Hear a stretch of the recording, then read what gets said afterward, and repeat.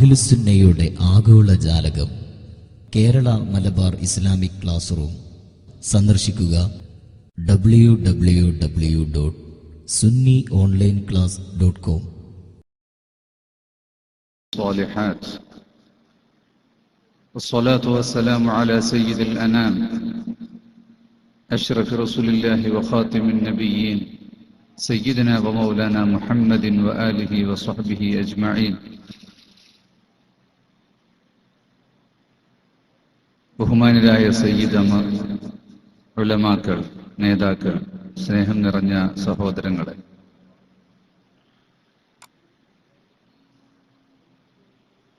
Camera ഒക്കെ താഴ്ത്തി വെക്കുക. എല്ലാവരും മൊബൈലൊക്കെ സൈലന്റ് ആക്കിയിട്ട് പോക്കറ്റിൽ വെക്കുക. ആവശ്യമുള്ളവർക്ക് ഫോട്ടോ കമ്മിറ്റിയിൽ നിന്ന് കിട്ടും. എല്ലാവരും ഇങ്ങനെ മിന്നിച്ചുകൊണ്ടിരുന്ന പിറകിലുള്ളവർക്ക് കാണൂല, അവരുടെ ശ്രദ്ധ അങ്ങോട്ട് പോകും. വസ്വസത്തു ശൈത്താൻ. അതുകൊണ്ട് ആരും ഈ ഇടയ്ക്ക് ഇങ്ങനെ മിന്നിച്ചുകൊണ്ടിരിക്കരുത്, പൊക്കരുത്. പിന്നിലെ വരിയിലിരിക്കുന്ന ആളുകൾ കേൾക്കുന്നുണ്ടോ ഞാൻ പറയുന്നത്? കേൾക്കുന്നവർ കൈപൊക്ക്.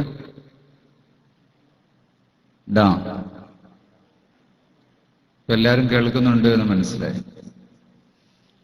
കഴിഞ്ഞ ദുൽഹിജ്ജയിൽ ഹജ്ജിനോടനുബന്ധിച്ച് ഇതേ ഹാളിൽ വെച്ച് നടന്ന പരിപാടിയിൽ വന്ന ആളുകൾ ഒന്ന് കൈപോക്ക്. വരാത്തവര്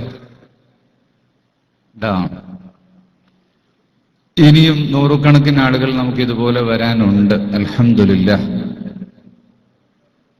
പരിശുദ്ധ ദീനുൽ ഇസ്ലാമിന്റെ അഹ്ലുസുന്നത്തി വൽ ജമാഅത്തിന്റെ പ്രവർത്തകർ, മലയാളികൾ വലിയൊരു പോപ്പുലേഷൻ ജിദ്ദയിൽ ഉണ്ട്. ജിദ്ദയിലെ നിലവിലുള്ള സുന്നി കേന്ദ്രങ്ങൾക്കൊന്നും തന്നെ ഉൾക്കൊള്ളാനാകുന്നതിന്റെ 10 ഇരട്ടി പ്രവർത്തകർ ഈ നാട്ടിലുണ്ട് എന്നാണ്, 10 ഇരട്ടിയും അതിലേറെയുമുണ്ട് എന്നാണ് ഇതുപോലുള്ള ചെറിയ നോട്ടീസുകളിൽ ഒരുമിച്ച് കൂടുന്ന സംഗമങ്ങൾ നമ്മെ അറിയിക്കുന്നത്. അൽഹംദുലില്ലാഹി അലാ ദാലിക്. അല്ലാഹു തആല നമുക്ക് അനുഗ്രഹങ്ങൾ ചൊരിയുമാറാവട്ടെ. കേരളത്തിലെയും അവസ്ഥ ഇത് തന്നെയാണ്. ഇന്ത്യയിൽ എവിടെ ചെന്നാലും ഇത് തന്നെയാണ്. ലോകത്ത് എല്ലായിടത്തും അൽഹംദുലില്ലാഹ്. അൽഹംദുലില്ലാഹി അലാ നിഅമത്തിൽ ഇസ്ലാം. അല്ലാഹു തആല നമുക്ക് നൽകിയ അനുഗ്രഹങ്ങളിൽ ഏറ്റവും വലിയ അനുഗ്രഹം നമ്മുടെ ഈമാനാണ്. യാ അയ്യുഹല്ലദീന ആമനൂ കുതിബ അലൈക്കുമുസ് സിയാമു കമാ കുതിബ അലല്ലദീന മിൻ ഖബ്ലിക്കും ലഅല്ലക്കും തത്തഖൂൻ. ഒരു വഴി ഇടണം. അതിനിടക്കോ എൻഡിലോ ഏതെങ്കിലും ഒരു സ്ഥലത്തൊരു വഴി ഇടണം. ചെറിയ 2 ടൈൽസിന്റെ വീതിയിൽ 4 അടിയുള്ള വഴി. കുതിബ അലൈക്കുമുസ് സിയാമു കമാ കുതിബ അലല്ലദീന മിൻ ഖബ്ലിക്കും ലഅല്ലക്കും തത്തഖൂൻ. അല്ലാഹു സുബ്ഹാനഹു വ തആല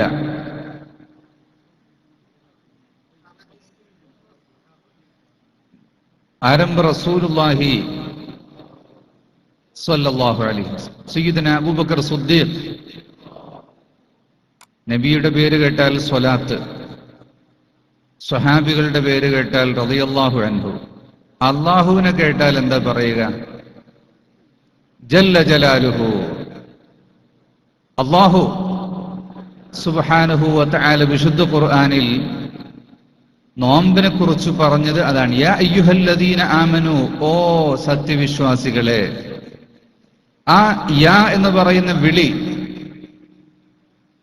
ഇസ്മായിലുൽ ഹഖി ബൂർസവി തങ്ങൾ പറയുന്നത് യാഉ നിദാഇൽ മഹബ്ബ നിദാഉൽ ഹബീബ് ലിൽ ഹബീബ്. സ്നേഹിക്കുന്നവനെ വിളിക്കുന്ന വിളിയിലാണ് യാ എന്നുള്ള പ്രയോഗം. ആ മഹബ്ബത്തിന്റെ യാ ആണത്. ആ ഒരു വിളിയിൽ നിന്ന് യാ അയ്യുഹല്ലദീന ആമനു എന്ന് പറഞ്ഞ അള്ളാഹുവിന്റെ ആ ഒരു ഓമനിച്ചുള്ള വിളിയിൽ നിന്ന് ഇബാദത്ത് ചെയ്യാനുള്ള എല്ലാ ക്ഷീണവും പമ്പ കടന്നുപോയി. തീയിലേക്ക് ചാടാൻ പറഞ്ഞാലും ചാടും. അത്രയും അല്ലാത്തൊരു സ്നേഹത്തിന്റെ വിളിയാണ് യാ അയ്യുഹല്ലദീന ആമനു എന്ന വിളി. മുഅ്മിനീങ്ങൾക്ക് നൽകപ്പെട്ട വലിയൊരു ഇബാദത്താണ് നോമ്പ്.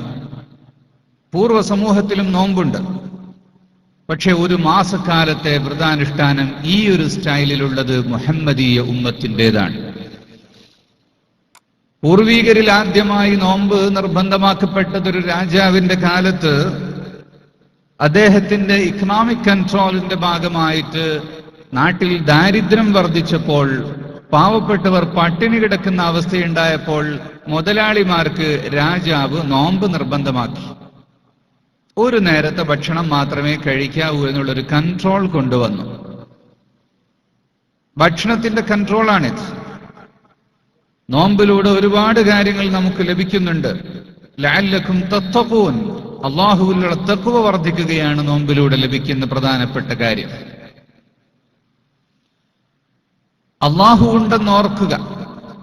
സുപ്രവിരിച്ച് ഭക്ഷണം നിറയെ വെച്ച് അവിടെ ഇരിക്കുമ്പോഴും ആരെയോ കാത്തിരിക്കുകയാണ്. നന്നായി വിശക്കുന്നുണ്ട്, അതിലേറെ ദാഹവുമുണ്ട്, നല്ല മധുരമുള്ള പാനീയങ്ങളുണ്ട്, പൊരിച്ചതും കരിച്ചതുമുണ്ട്, എടുത്തു കഴിക്കാനും കുടിക്കാനും. പക്ഷേ നമ്മൾ തയ്യാറല്ല. നാം ഒരാളുടെ നിർദ്ദേശം കാത്തിരിക്കുകയാണ്. ആരുടെ നിർദ്ദേശമാണത്? അള്ളാഹുവിന്റെ നിർദ്ദേശം വരും. ആ നിർദ്ദേശം അറിയിക്കാൻ വാങ്കി സാഹബ് അല്ലാഹു അക്ബർ അല്ലാഹു അക്ബർ എന്ന് അദാൻ മുഴക്കും. അതുവരെ കാത്തിരിക്കുകയാണ്. ആ കാത്തിരിക്കുന്നതിലൂടെ മനസ്സിന് വല്ലാത്തൊരു ശക്തിയാണ് വർദ്ധിക്കുന്നത്. എന്റെ റബ്ബിന്റെ തീരുമാനങ്ങൾക്ക് മുന്നിൽ, എന്റെ റബ്ബിന്റെ നിർദ്ദേശങ്ങൾക്ക് മുന്നിൽ എന്ത് സുഖങ്ങളെയും ത്യജിക്കാൻ ഞാൻ തയ്യാറാണ്, എന്തു പ്രയാസങ്ങളെയും സഹിക്കാൻ ഞാൻ തയ്യാറാണ്. കഠിനമായ ദാഹമുള്ളപ്പോഴും എന്റെ മുന്നിൽ മധുരപാനീയം എന്നെ നോക്കി പുഞ്ചിരിക്കുമ്പോഴും അത് തൊടാതെ നിൽക്കാനുള്ള കരുത്തെനിക്കുണ്ട് എന്ന്, റബ്ബിനെ വഴിപ്പെടാനുള്ള കരുത്തെനിക്കുണ്ട് എന്നുള്ള ഒരു പ്രഖ്യാപനമാണ് യഥാർത്ഥത്തിൽ മാഇദത്തുൽ ഇഫ്താറിന്റെ സുഫ്രയിൽ നിന്ന് നമുക്ക് ലഭിക്കുന്നത്. ആ ഒരു കരുത്താണ് മുസ്ലിമിനുള്ളത്. ആ ഒരു ശക്തിയാണ് നമ്മുടെ ഈമാന്റെ ശക്തി എന്ന് പറയുന്നത്. നോമ്പ് ചില്ലറക്കാര്യം അല്ല. രാത്രി മുഴുവനും നിറയെ ഭക്ഷണം കഴിച്ച് പകൽ മുഴുവനും കിടന്നുറങ്ങി രാവിലെ പകലായിട്ട് മാറ്റുന്ന ഒരു പ്രത്യേകമായ ഒരു സെറ്റപ്പ് അല്ല നോമ്പ് എന്ന് പറയുന്നത്. പ്രഭാതം മുതൽ പ്രദോഷം വരെയുള്ള അന്നപാന വർജനത്തിലൂടെ മനുഷ്യന് ലഭിക്കുന്ന സസ്റ്റനിറ്റി ലഭിക്കുന്നത് ഭക്ഷണത്തിലൂടെ മാത്രമല്ല എന്ന് ഇവിടെ ബോധ്യപ്പെടുകയാണ്. ഭക്ഷണം കൊണ്ട് മാത്രമാണോ വിശപ്പ് മാറുന്നത്? വെള്ളം കുടിക്കൽ കൊണ്ട് മാത്രമാണോ ദാഹം മാറുന്നത്? അല്ല എന്ന് തെളിയിക്കുന്നതാണ് നോമ്പ്. നോമ്പല്ലാത്ത കാലത്ത് രാവിലെ സുബ്ഹി നിസ്കരിച്ച ഉടനെ കട്ടൻ ചായയും ബിസ്ക്കറ്റും കിട്ടണം.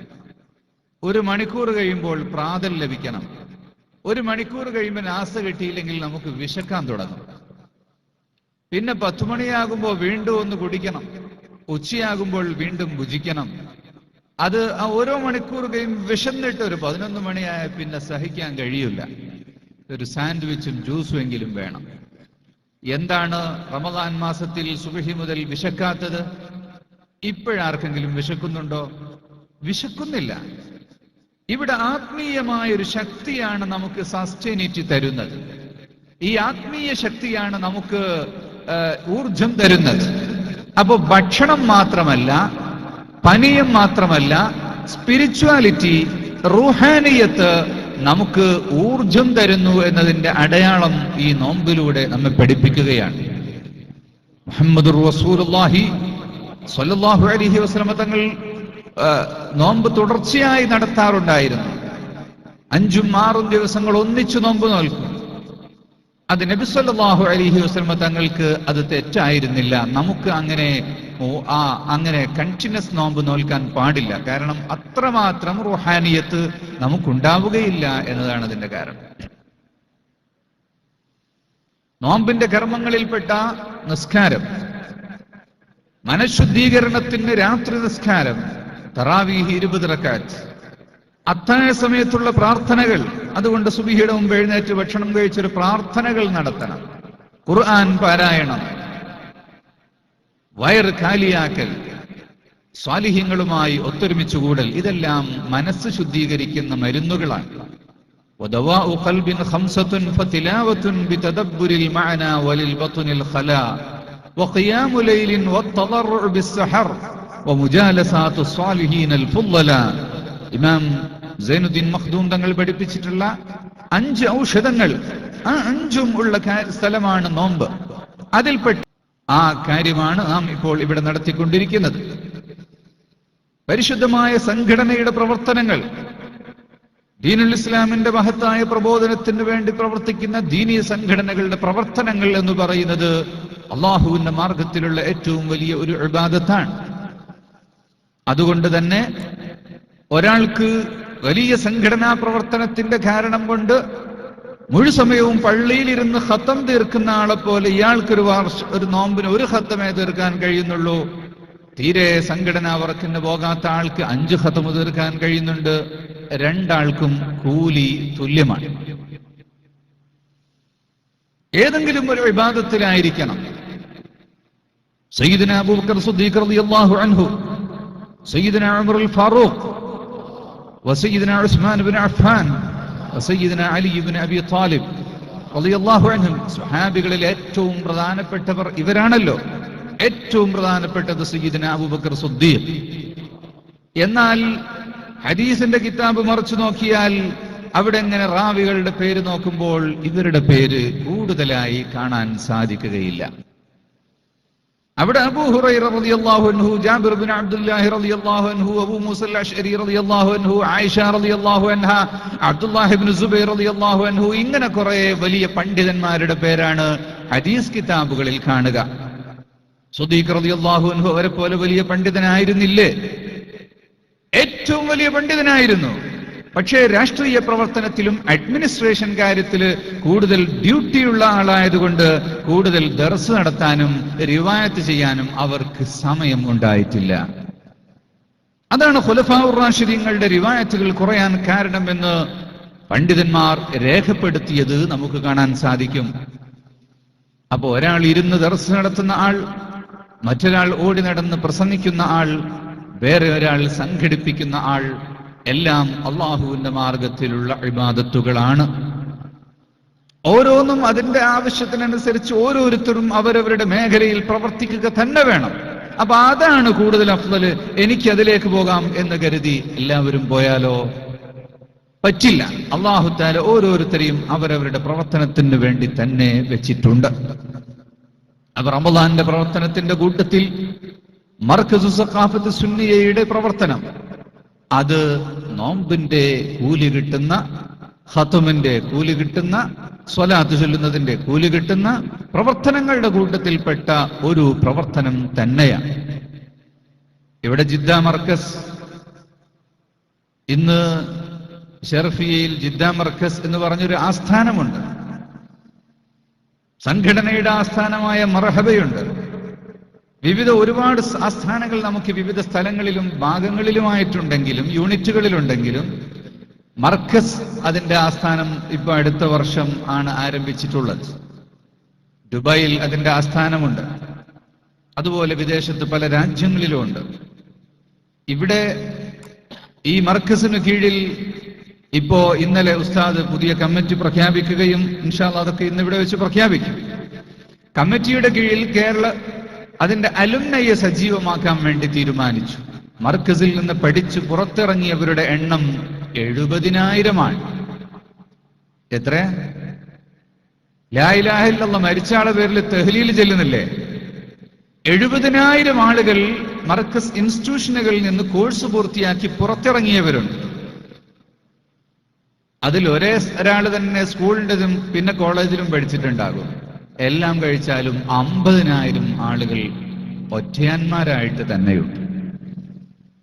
അതിൽപ്പെട്ട ആളുകൾ ജിദ്ദയിൽ നിറയെയുണ്ട്. അതാണ് നിസാമി സഖാഫി നിങ്ങളുടെ ശ്രദ്ധയിൽപ്പെടുത്തിയത്. അലുംനയിൽപ്പെട്ട ആരെങ്കിലും ഉണ്ടെങ്കിൽ മർക്കസിന്റെ മദ്രസയിലോ സ്കൂളിലോ കോളേജിലോ പഠിച്ചവർ, അവർ യതീംഖാനയിലോ ബോർഡിങ്ങിലോ താമസിച്ചവരുമാകാം, അല്ലാത്തവരുമാകാം, ITIയിൽ പഠിച്ചവർ, അങ്ങനെ ഏത് സ്ഥാപനത്തിൽ പഠിച്ചവരുണ്ടെങ്കിലും അലുംനയിൽ രജിസ്റ്റർ ചെയ്യണം. നിങ്ങളുടെയൊക്കെ ബന്ധങ്ങളിലോ അടുത്ത ഷോപ്പുകളിലോ ജോലി ചെയ്യുന്നവരൊക്കെ ഉണ്ടായാൽ അതാത് യൂണിറ്റ് SYS ICF മുഖേന RSC മുഖേന നിങ്ങൾ മർക്കസിലേക്ക് അതിന്റെ വിവരങ്ങൾ എത്തിച്ച് അവരെല്ലാം ഒരു 2-3 മാസങ്ങൾക്കുള്ളിലായി ജിദ്ദയിലെ മുഴുവൻ അലുംനയെയും നമ്മുടെ രജിസ്ട്രേഷനിൽ കൊണ്ടുവരണം. സഖാഫികൾ 10,000-ഓളമാണ്. 10,000-ഓളം സഖാഫികളിൽ 10% കർണാടകക്കാരാണ്. കർണാടകയിലെ കഴിഞ്ഞ പരിപാടി നമ്മൾ നടത്തിയത് കർണാടക യാത്രയുടെ ശേഷമായിരുന്നു. കർണാടകയിലെ ദീനീ സംഘടനാ പ്രവർത്തനം ഏറ്റവും സജീവമാകാനുള്ള കാരണം കർണാടകയിൽ കേരളത്തിൽ നിന്ന് പഠിച്ച ബിരുദധാരികളുടെ എണ്ണം വർദ്ധിച്ചത് തന്നെയാണ്. ഇപ്പോൾ തമിഴ്നാട്ടിലും അതുപോലെ ശക്തിയായിക്കൊണ്ടിരിക്കുകയാണ്. സഖാഫികൾ അതുകൊണ്ട് അവർ തന്നെ വലിയൊരു കമ്മ്യൂണിറ്റി ഉള്ളതുകൊണ്ട് സഖാഫീസ് മറ്റൊരു ശൂറയായി എല്ലാ സ്ഥലത്തും അവർക്കിടയിൽ പ്രവർത്തിക്കുകയാണ്. അതുകൊണ്ട് എല്ലാ സഖാഫികളും ഇവിടെ രജിസ്റ്റർ ചെയ്യണം. പോകുമ്പോൾ രജിസ്റ്റർ ചെയ്യാൻ പുറത്ത് സൗകര്യം ഉണ്ട്. അതുപോലെ ഓരോ യൂണിറ്റ് കമ്മിറ്റികൾ മുഖേനയും രജിസ്റ്റർ ചെയ്യാനുള്ള സൗകര്യം ഉണ്ടാകും. അതിനു പുറമെ അൽഹംദുലില്ലാ ലണ്ടനിൽ നമ്മുടെ അലുംനൈ ഗവൺമെന്റിൽ ഔദ്യോഗികമായി രജിസ്റ്റർ ചെയ്ത് കഴിഞ്ഞു. അപ്പോ ഈ പ്രവർത്തനത്തിന്റെ വൈപുല്യം എവിടെ എത്തി നിൽക്കുന്നു എന്ന് മനസ്സിലാക്കാനാണ് ഞാൻ ഇത്രയും കാര്യങ്ങൾ പറഞ്ഞിട്ടുള്ളത്. മർക്കസ് എന്ന് പറഞ്ഞാൽ സെന്റർ എന്നാണ് അർത്ഥം. ഇവിടെ നിങ്ങൾ ചെറിയ ചെറിയ കാര്യങ്ങൾക്കൊക്കെ മർക്കസ് എന്ന് കാണും. യഥാർത്ഥത്തിൽ കേരളത്തിലെ മർക്കസ് എന്ന് പറയുന്നത് ലോകത്തിന്റെ അഹ്ലുസുന്നത്തി വൽ ജമാഅത്തിന്റെ സംഘടനാ പ്രവർത്തനത്തിന്റെ സ്ഥിരാകേന്ദ്രമാണ്, നാഡീകേന്ദ്രമാണ് അത്. ഇന്ത്യയിലെ എല്ലാ സംസ്ഥാനങ്ങളിൽ നിന്നുള്ള വിദ്യാർത്ഥികൾ അവിടെ വന്ന് പഠിക്കുന്നു. അവിടെ നിന്ന് പഠിച്ചവർ എല്ലാ സംസ്ഥാനങ്ങളിലേക്കും അങ്ങോട്ട് വ്യാപിക്കുന്നു. അതുപോലെ ലോകത്തിന്റെ പല ഭാഗത്തും ചെന്നവർ പ്രവർത്തിക്കുകയും അതുമൂലമായി ജനങ്ങൾ കലിമത്തു തൗഹീദ് പഠിക്കുന്നു, കലിമ ചൊല്ലാൻ പഠിക്കുന്നു, ഫാത്തിഹ സൂറത്ത് പഠിക്കുന്നു, നിസ്കരിക്കാൻ പഠിക്കുന്നു, നോമ്പനുഷ്ഠിക്കുന്നു. ജീവിതത്തിൽ ആദ്യമായി വാങ്ക് കേൾക്കാത്ത പഞ്ചാബുകാരൻ മർക്കസിന്റെ പ്രവർത്തന ഫലമായി വാങ്ക് കേൾക്കാൻ സാധിക്കുന്നു. സുന്നത്ത് കർമ്മം എന്താണെന്ന് അറിയാത്ത മാൻസക്കാരൻ അവർക്ക് സുന്നത്ത് കർമ്മം എന്താണെന്ന് അറിയാൻ സാധിക്കുന്നു. ജീവിതത്തിൽ ഒരിക്കലും മക്കൾ ദീൻ പഠിച്ചിട്ടില്ലാത്ത മക്കളെ മദ്രസയിൽ ചേർക്കാൻ പോകുന്ന ഉമ്മമാർ അവർക്ക് പഠിക്കണമെന്ന് തോന്നിയപ്പോൾ ബംഗാളിലെ മർക്കസിന്റെ വുമൻസ് കോളേജിലേക്ക് അക്ഷരം പഠിക്കാൻ വേണ്ടി 4 മക്കളുള്ള ഉമ്മമാരാണ് വന്നത് എന്ന സംഭവം നിങ്ങൾക്കറിയാമല്ലോ. ഈയിടെ ഭൂകമ്പമുണ്ടായി വലിയ നാശനഷ്ടങ്ങൾക്ക് വിധേയമായ നേപ്പാളിന്റെ ഓരത്ത് UP-യിലെ ഫിലിപ്പിറ്റിൽ മർക്കസിന്റെ കീഴിൽ പഠിക്കുന്ന 500ഓളം പെൺകുട്ടികൾ പഠിക്കുന്ന ടെക്നിക്കൽ കോളേജ് ഉണ്ട്, ഗേൾസ് ഇൻസ്റ്റിറ്റ്യൂട്ട്. അതുപോലെ കശ്മീരിലും ഗുജറാത്തിലും ബംഗാളിലും ആസാമിലും ത്രിപുരയിലും ഇൻഡോറിൽ മധ്യപ്രദേശിലും കർണാടകയിലും തമിഴ്നാട്ടിലും എല്ലാ സ്റ്റേറ്റുകളിലും ഇന്ന് അൽഹംദുലില്ലാ നിങ്ങളെപ്പോലുള്ള പ്രവർത്തകർ, ഈ ഇരിക്കുന്ന പ്രവർത്തകർ കൊടുക്കുന്ന തുച്ഛം കാശ് കൊണ്ടുണ്ടായ സ്ഥാപനങ്ങളാണ് ഇതെല്ലാം. നിങ്ങൾക്ക് മുമ്പ് ഇവിടെ പ്രവർത്തിച്ചവരും മരിച്ചുപോയവരുൾപ്പെടെയുള്ള ആളുകൾ 35 വർഷമായി 37 വർഷമായി പ്രവർത്തിച്ചുകൊണ്ടിരിക്കുന്ന ആ പ്രവർത്തനത്തിന്റെ നതീജയാണ് ഈ കാണുന്നതെല്ലാം. അൽഹംദുലില്ലാ കേരളത്തിലെ ഒട്ടുമിക്ക ജില്ലകളിലും മർക്കസിന്റെ യൂണിറ്റുകൾ, ബ്രാഞ്ചുകളുണ്ട്. അഫിലിയേറ്റഡ് ഇൻസ്റ്റിറ്റ്യൂഷൻസും ഡയറക്റ്റ് മാനേജ് ചെയ്യുന്ന ഇൻസ്റ്റിറ്റ്യൂഷൻസും ഉണ്ട്. കാസർഗോഡും കണ്ണൂരും വയനാട്ടിലും മലപ്പുറത്തും തൃശ്ശൂരിലും ഇടുക്കിയിലും കൊല്ലത്തും ട്രിവാൻഡ്രത്തും എല്ലാ ജില്ലകളിലും ഉണ്ട് നേരിട്ട് നടത്തുന്ന സ്ഥാപനങ്ങൾ. ആ നേരിട്ട് നടത്തുന്ന സ്ഥാപനങ്ങളിൽ, ഡയറക്റ്റ് മാനേജ് ചെയ്യുന്ന സ്ഥാപനങ്ങളിൽ 25,000-ഓളം വിദ്യാർത്ഥികളാണ് ഇപ്പോൾ പഠിച്ചുകൊണ്ടിരിക്കുന്നത്. LKG മുതൽ പോസ്റ്റ് ഗ്രാജുവേഷൻ വരെയുള്ള പഠനം. ഈ കഴിഞ്ഞ വർഷം ഇവിടെ ഒരുമിച്ച് കൂടിയ സമയത്ത് ഞാൻ നിങ്ങളുടെ ശ്രദ്ധയിൽപ്പെടുത്തിയിരുന്നു. അന്ന് ഞങ്ങൾ പറഞ്ഞിരുന്നു ലോ കോളേജ് ആരംഭിക്കാൻ പോവുകയാണ് എന്ന്. ഇപ്പോൾ നിങ്ങളുടെ മുന്നിൽ പറയാനുള്ള സന്തോഷം, കഴിഞ്ഞ വർഷം ലോ കോളേജ് ആരംഭിച്ചു എന്നതാണ്. സുന്നി പ്രസ്ഥാനത്തിന്റെ കീഴിൽ ആദ്യത്തെ അഡ്വക്കറ്റുമാരെ ഉണ്ടാക്കുന്ന നിയമപഠന പരിശീലനം നൽകുന്ന കോളേജാണ് law college, Markaz law college. എല്ലാ അഡ്മിഷനുകളും എല്ലാ കോളേജിലും പൂർത്തിയായതിനു ശേഷമാണ് അംഗീകാരം കിട്ടി പുതിയ കോളേജ് തുടങ്ങാം. മിക്ക സ്ഥലങ്ങളിലും ലോ കോളേജിൽ 5-6 കുട്ടികളായിട്ട് കൂട്ടിപ്പോകുന്ന അവസ്ഥയുണ്ട്. മർക്കസ് ലോ കോളേജ് കഴിഞ്ഞ വർഷം തുടങ്ങിയപ്പോൾ തന്നെ 5 വത്സര കോഴ്സിൽ 30-ലേറെ കുട്ടികൾ ചേർന്നു. ഈ ത്രിവത്സര കോഴ്സിൽ 20 വിദ്യാർത്ഥികൾ ചേർന്നു. ഈ വർഷം പുതിയ അഡ്മിഷന് വേണ്ടി പഞ്ചവത്സര കോഴ്സിലേക്ക് 165 ആളുകളാണ് ഞാനിങ്ങോട്ട് വരുന്നതിന് മുമ്പ് തന്നെ രജിസ്റ്റർ ചെയ്തിട്ടുള്ളത്. അതൊരു വർഷക്കാലം കോളേജ് നടത്തി കാണിച്ചതിന്റെ മികവാണ്, അതിന്റെ മെച്ചമാണ് അതിലേക്ക് ആളുകളെ കൂടുതൽ ആകർഷിക്കാൻ കാരണമായിട്ടുള്ളത്. അൽഹംദുലില്ലാഹ്, ഇന്ത്യ രാജ്യത്ത് ഭരിക്കുന്നത് തന്നെ നിയമജ്ഞന്മാരാണ്. അവരാണ് ഈ രാജ്യത്തെ പ്രധാനമന്ത്രിക്കും പ്രസിഡന്റിനുമുള്ള നിയമങ്ങൾ ഉപദേശിച്ചു കൊടുക്കുന്നത്. അവരാണ് ഇവിടെ നിയമങ്ങൾ ഉണ്ടാക്കിക്കൊണ്ടിരിക്കുന്നത്. അതുകൊണ്ട് ശക്തരായ നിയമജ്ഞരായ ആളുകൾ വേണം, അഡ്മിനിസ്ട്രേറ്റീവ് തലങ്ങളിൽ ആളുകൾ വേണം. പ്രധാനമന്ത്രിയും മന്ത്രിമാരും അതൊക്കെ 5 വർഷത്തേക്കുള്ളതാണ്, അല്ലെങ്കിൽ അതിൽ കുറവാണ്. ലണ്ടനിൽ നിന്നിറങ്ങിയ ഒരു ഡോക്യുമെന്ററിയിലുണ്ട്, യെസ് മിനിസ്റ്റർ എന്ന് പറഞ്ഞൊരു. യെസ് മിനിസ്റ്റർ എന്ന് പറഞ്ഞാൽ ഇന്ന് മന്ത്രിയായി അധികാരമേറ്റ ആള് പ്രഖ്യാപിക്കുകയാണ്, നാളെ മുതൽ ജിദ്ദയിലെ മുഴുവൻ വീടുകളിലും സൗജന്യമായി വെള്ളം കൊടുക്കണം എന്ന്. അപ്പോൾ സെക്രട്ടറി പറയും യെസ് മിനിസ്റ്റർ. പിന്നീട് അയാളുടെ ഓഫീസിലേക്ക് പോയിട്ട് അയാൾ ഇരുന്ന് കണക്ക് കൂട്ടി റെഡിയാക്കി കൊണ്ടുവന്നിട്ട് അയാൾ പറയും, സർ, ഇവിടെ 20,12,725 വീടുകളുണ്ട്. അവർക്ക് വെള്ളം കൊടുക്കണമെങ്കിൽ 3,266 കോടി ബജറ്റ് വേണം. അത് നടപ്പിലാക്കണമെങ്കിൽ 40,300 ആളുകൾ ജോലി ചെയ്യണം. ഇങ്ങനെയെല്ലാം കൂടി അങ്ങോട്ട് പറയുമ്പോ ബജറ്റ് നോക്കി മിനിസ്റ്റർ പറയും, ക്യാൻസൽ ഇറ്റ്. എന്നാ പിന്നെ അത് ക്യാൻസൽ ആക്കി കളയൂ. ഇതാണ് മന്ത്രിയുടെ പണി എന്ന് പറയുന്നത്. അത് വേണോ വേണ്ടേ എന്ന് തീരുമാനിക്കുന്നത് അവരുടെ കീഴിൽ ജോലി ചെയ്യുന്ന സെക്രട്ടറിമാരാണ്. കേരളത്തിൽ നമ്മുടെ മന്ത്രിമാരെ പലപ്പോഴും വെള്ളം കുടിപ്പിക്കുന്ന സെക്രട്ടറിമാരെ നമ്മൾ കണ്ടിട്ടുണ്ടല്ലോ. ആ തലങ്ങളിലേക്ക് വിദ്യാഭ്യാസത്തിലൂടെ നമ്മൾ ആളുകളെ ഉയർത്തിക്കൊണ്ടുവന്നാൽ ഇവിടെ ആരാണ് അധികാരത്തിൽ വരുന്നത് എന്ന് പേടിക്കേണ്ട കാര്യം ഇല്ല. ഇവിടെ നീതി നടപ്പിലാക്കാൻ കഴിയുന്ന, മുസ്ലിങ്ങൾക്ക് വേണ്ടി മാത്രം പ്രവർത്തിക്കുന്നവരല്ല, സുന്നികൾക്ക് വേണ്ടി മാത്രം പക്ഷപാതം പിടിക്കുന്നവരല്ല, മറിച്ച് ഏത് മതക്കാരനും ഏത് ജാതിക്കാരനും രാജ്യത്തുള്ള മുഴുവൻ ആളുകൾക്കും നീതി നടപ്പാക്കുന്ന ഒരു വിഭാഗം ഉദ്യോഗമണ്ഡലത്തിൽ കയറി വന്നാൽ നമ്മുടെ രാഷ്ട്രം സുരക്ഷിതമാണ്. ലോകത്ത് ഇന്ത്യയെപ്പോലെ മഹത്തായ ഭരണഘടനയുള്ളൊരു രാഷ്ട്രം വേറെ ഇല്ല എന്ന് നമുക്ക് കാണാൻ സാധിക്കും. അതുകൊണ്ട് ആരും സിറ്റിസൺഷിപ്പ് മാറ്റാൻ വേണ്ടി നോക്കണ്ട. നമ്മൾ അവിടെ തന്നെ സുഭദ്രമാണ്. 25 കോടിയോളം വരുന്ന മുസ്ലിംകൾ ഇന്ത്യ രാജ്യത്തുണ്ട്. പക്ഷേ അതിൽ എത്ര ശതമാനം ആളുകൾ നിസ്കരിക്കുന്നവരുണ്ട്, എത്ര ശതമാനം ആളുകൾ അള്ളാഹുവിനെ അറിയുന്നവരുണ്ട്, അതിൽ എത്ര ശതമാനം ആളുകൾ ഫാത്തിഹ സൂറത്ത് അറിയുന്നവരുണ്ട് എന്ന് ചോദിച്ചാൽ വലിയൊരു ശതമാനത്തെ പറ്റി നമ്മൾ ഇല്ല എന്ന് പറയേണ്ടി വരും.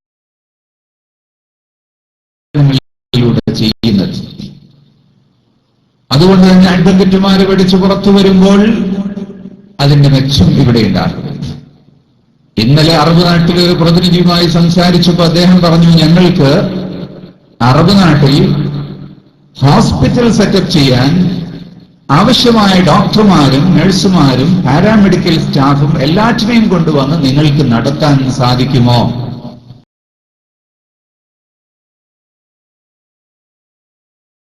ാണ് നമ്മൾ മറുപടി പറഞ്ഞത്.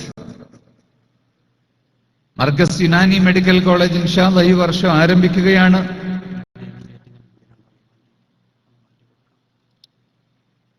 എല്ലാവരും വണ്ടി വെച്ചത് എവിടെയാണെന്ന് ഓർമ്മണ്ടല്ലേ? മെയിൻ ഗേറ്റിന്റെ മുന്നിൽ വണ്ടി വെച്ച് ബ്ലോക്ക് ആക്കിയ ആള് അത് മാറ്റി കൊടുക്കണം. ഇനി ആരും എവിടെ പോയാലും ബ്ലോക്ക് ആക്കിക്കൊണ്ട് വണ്ടി എവിടെയും വെക്കരുത്.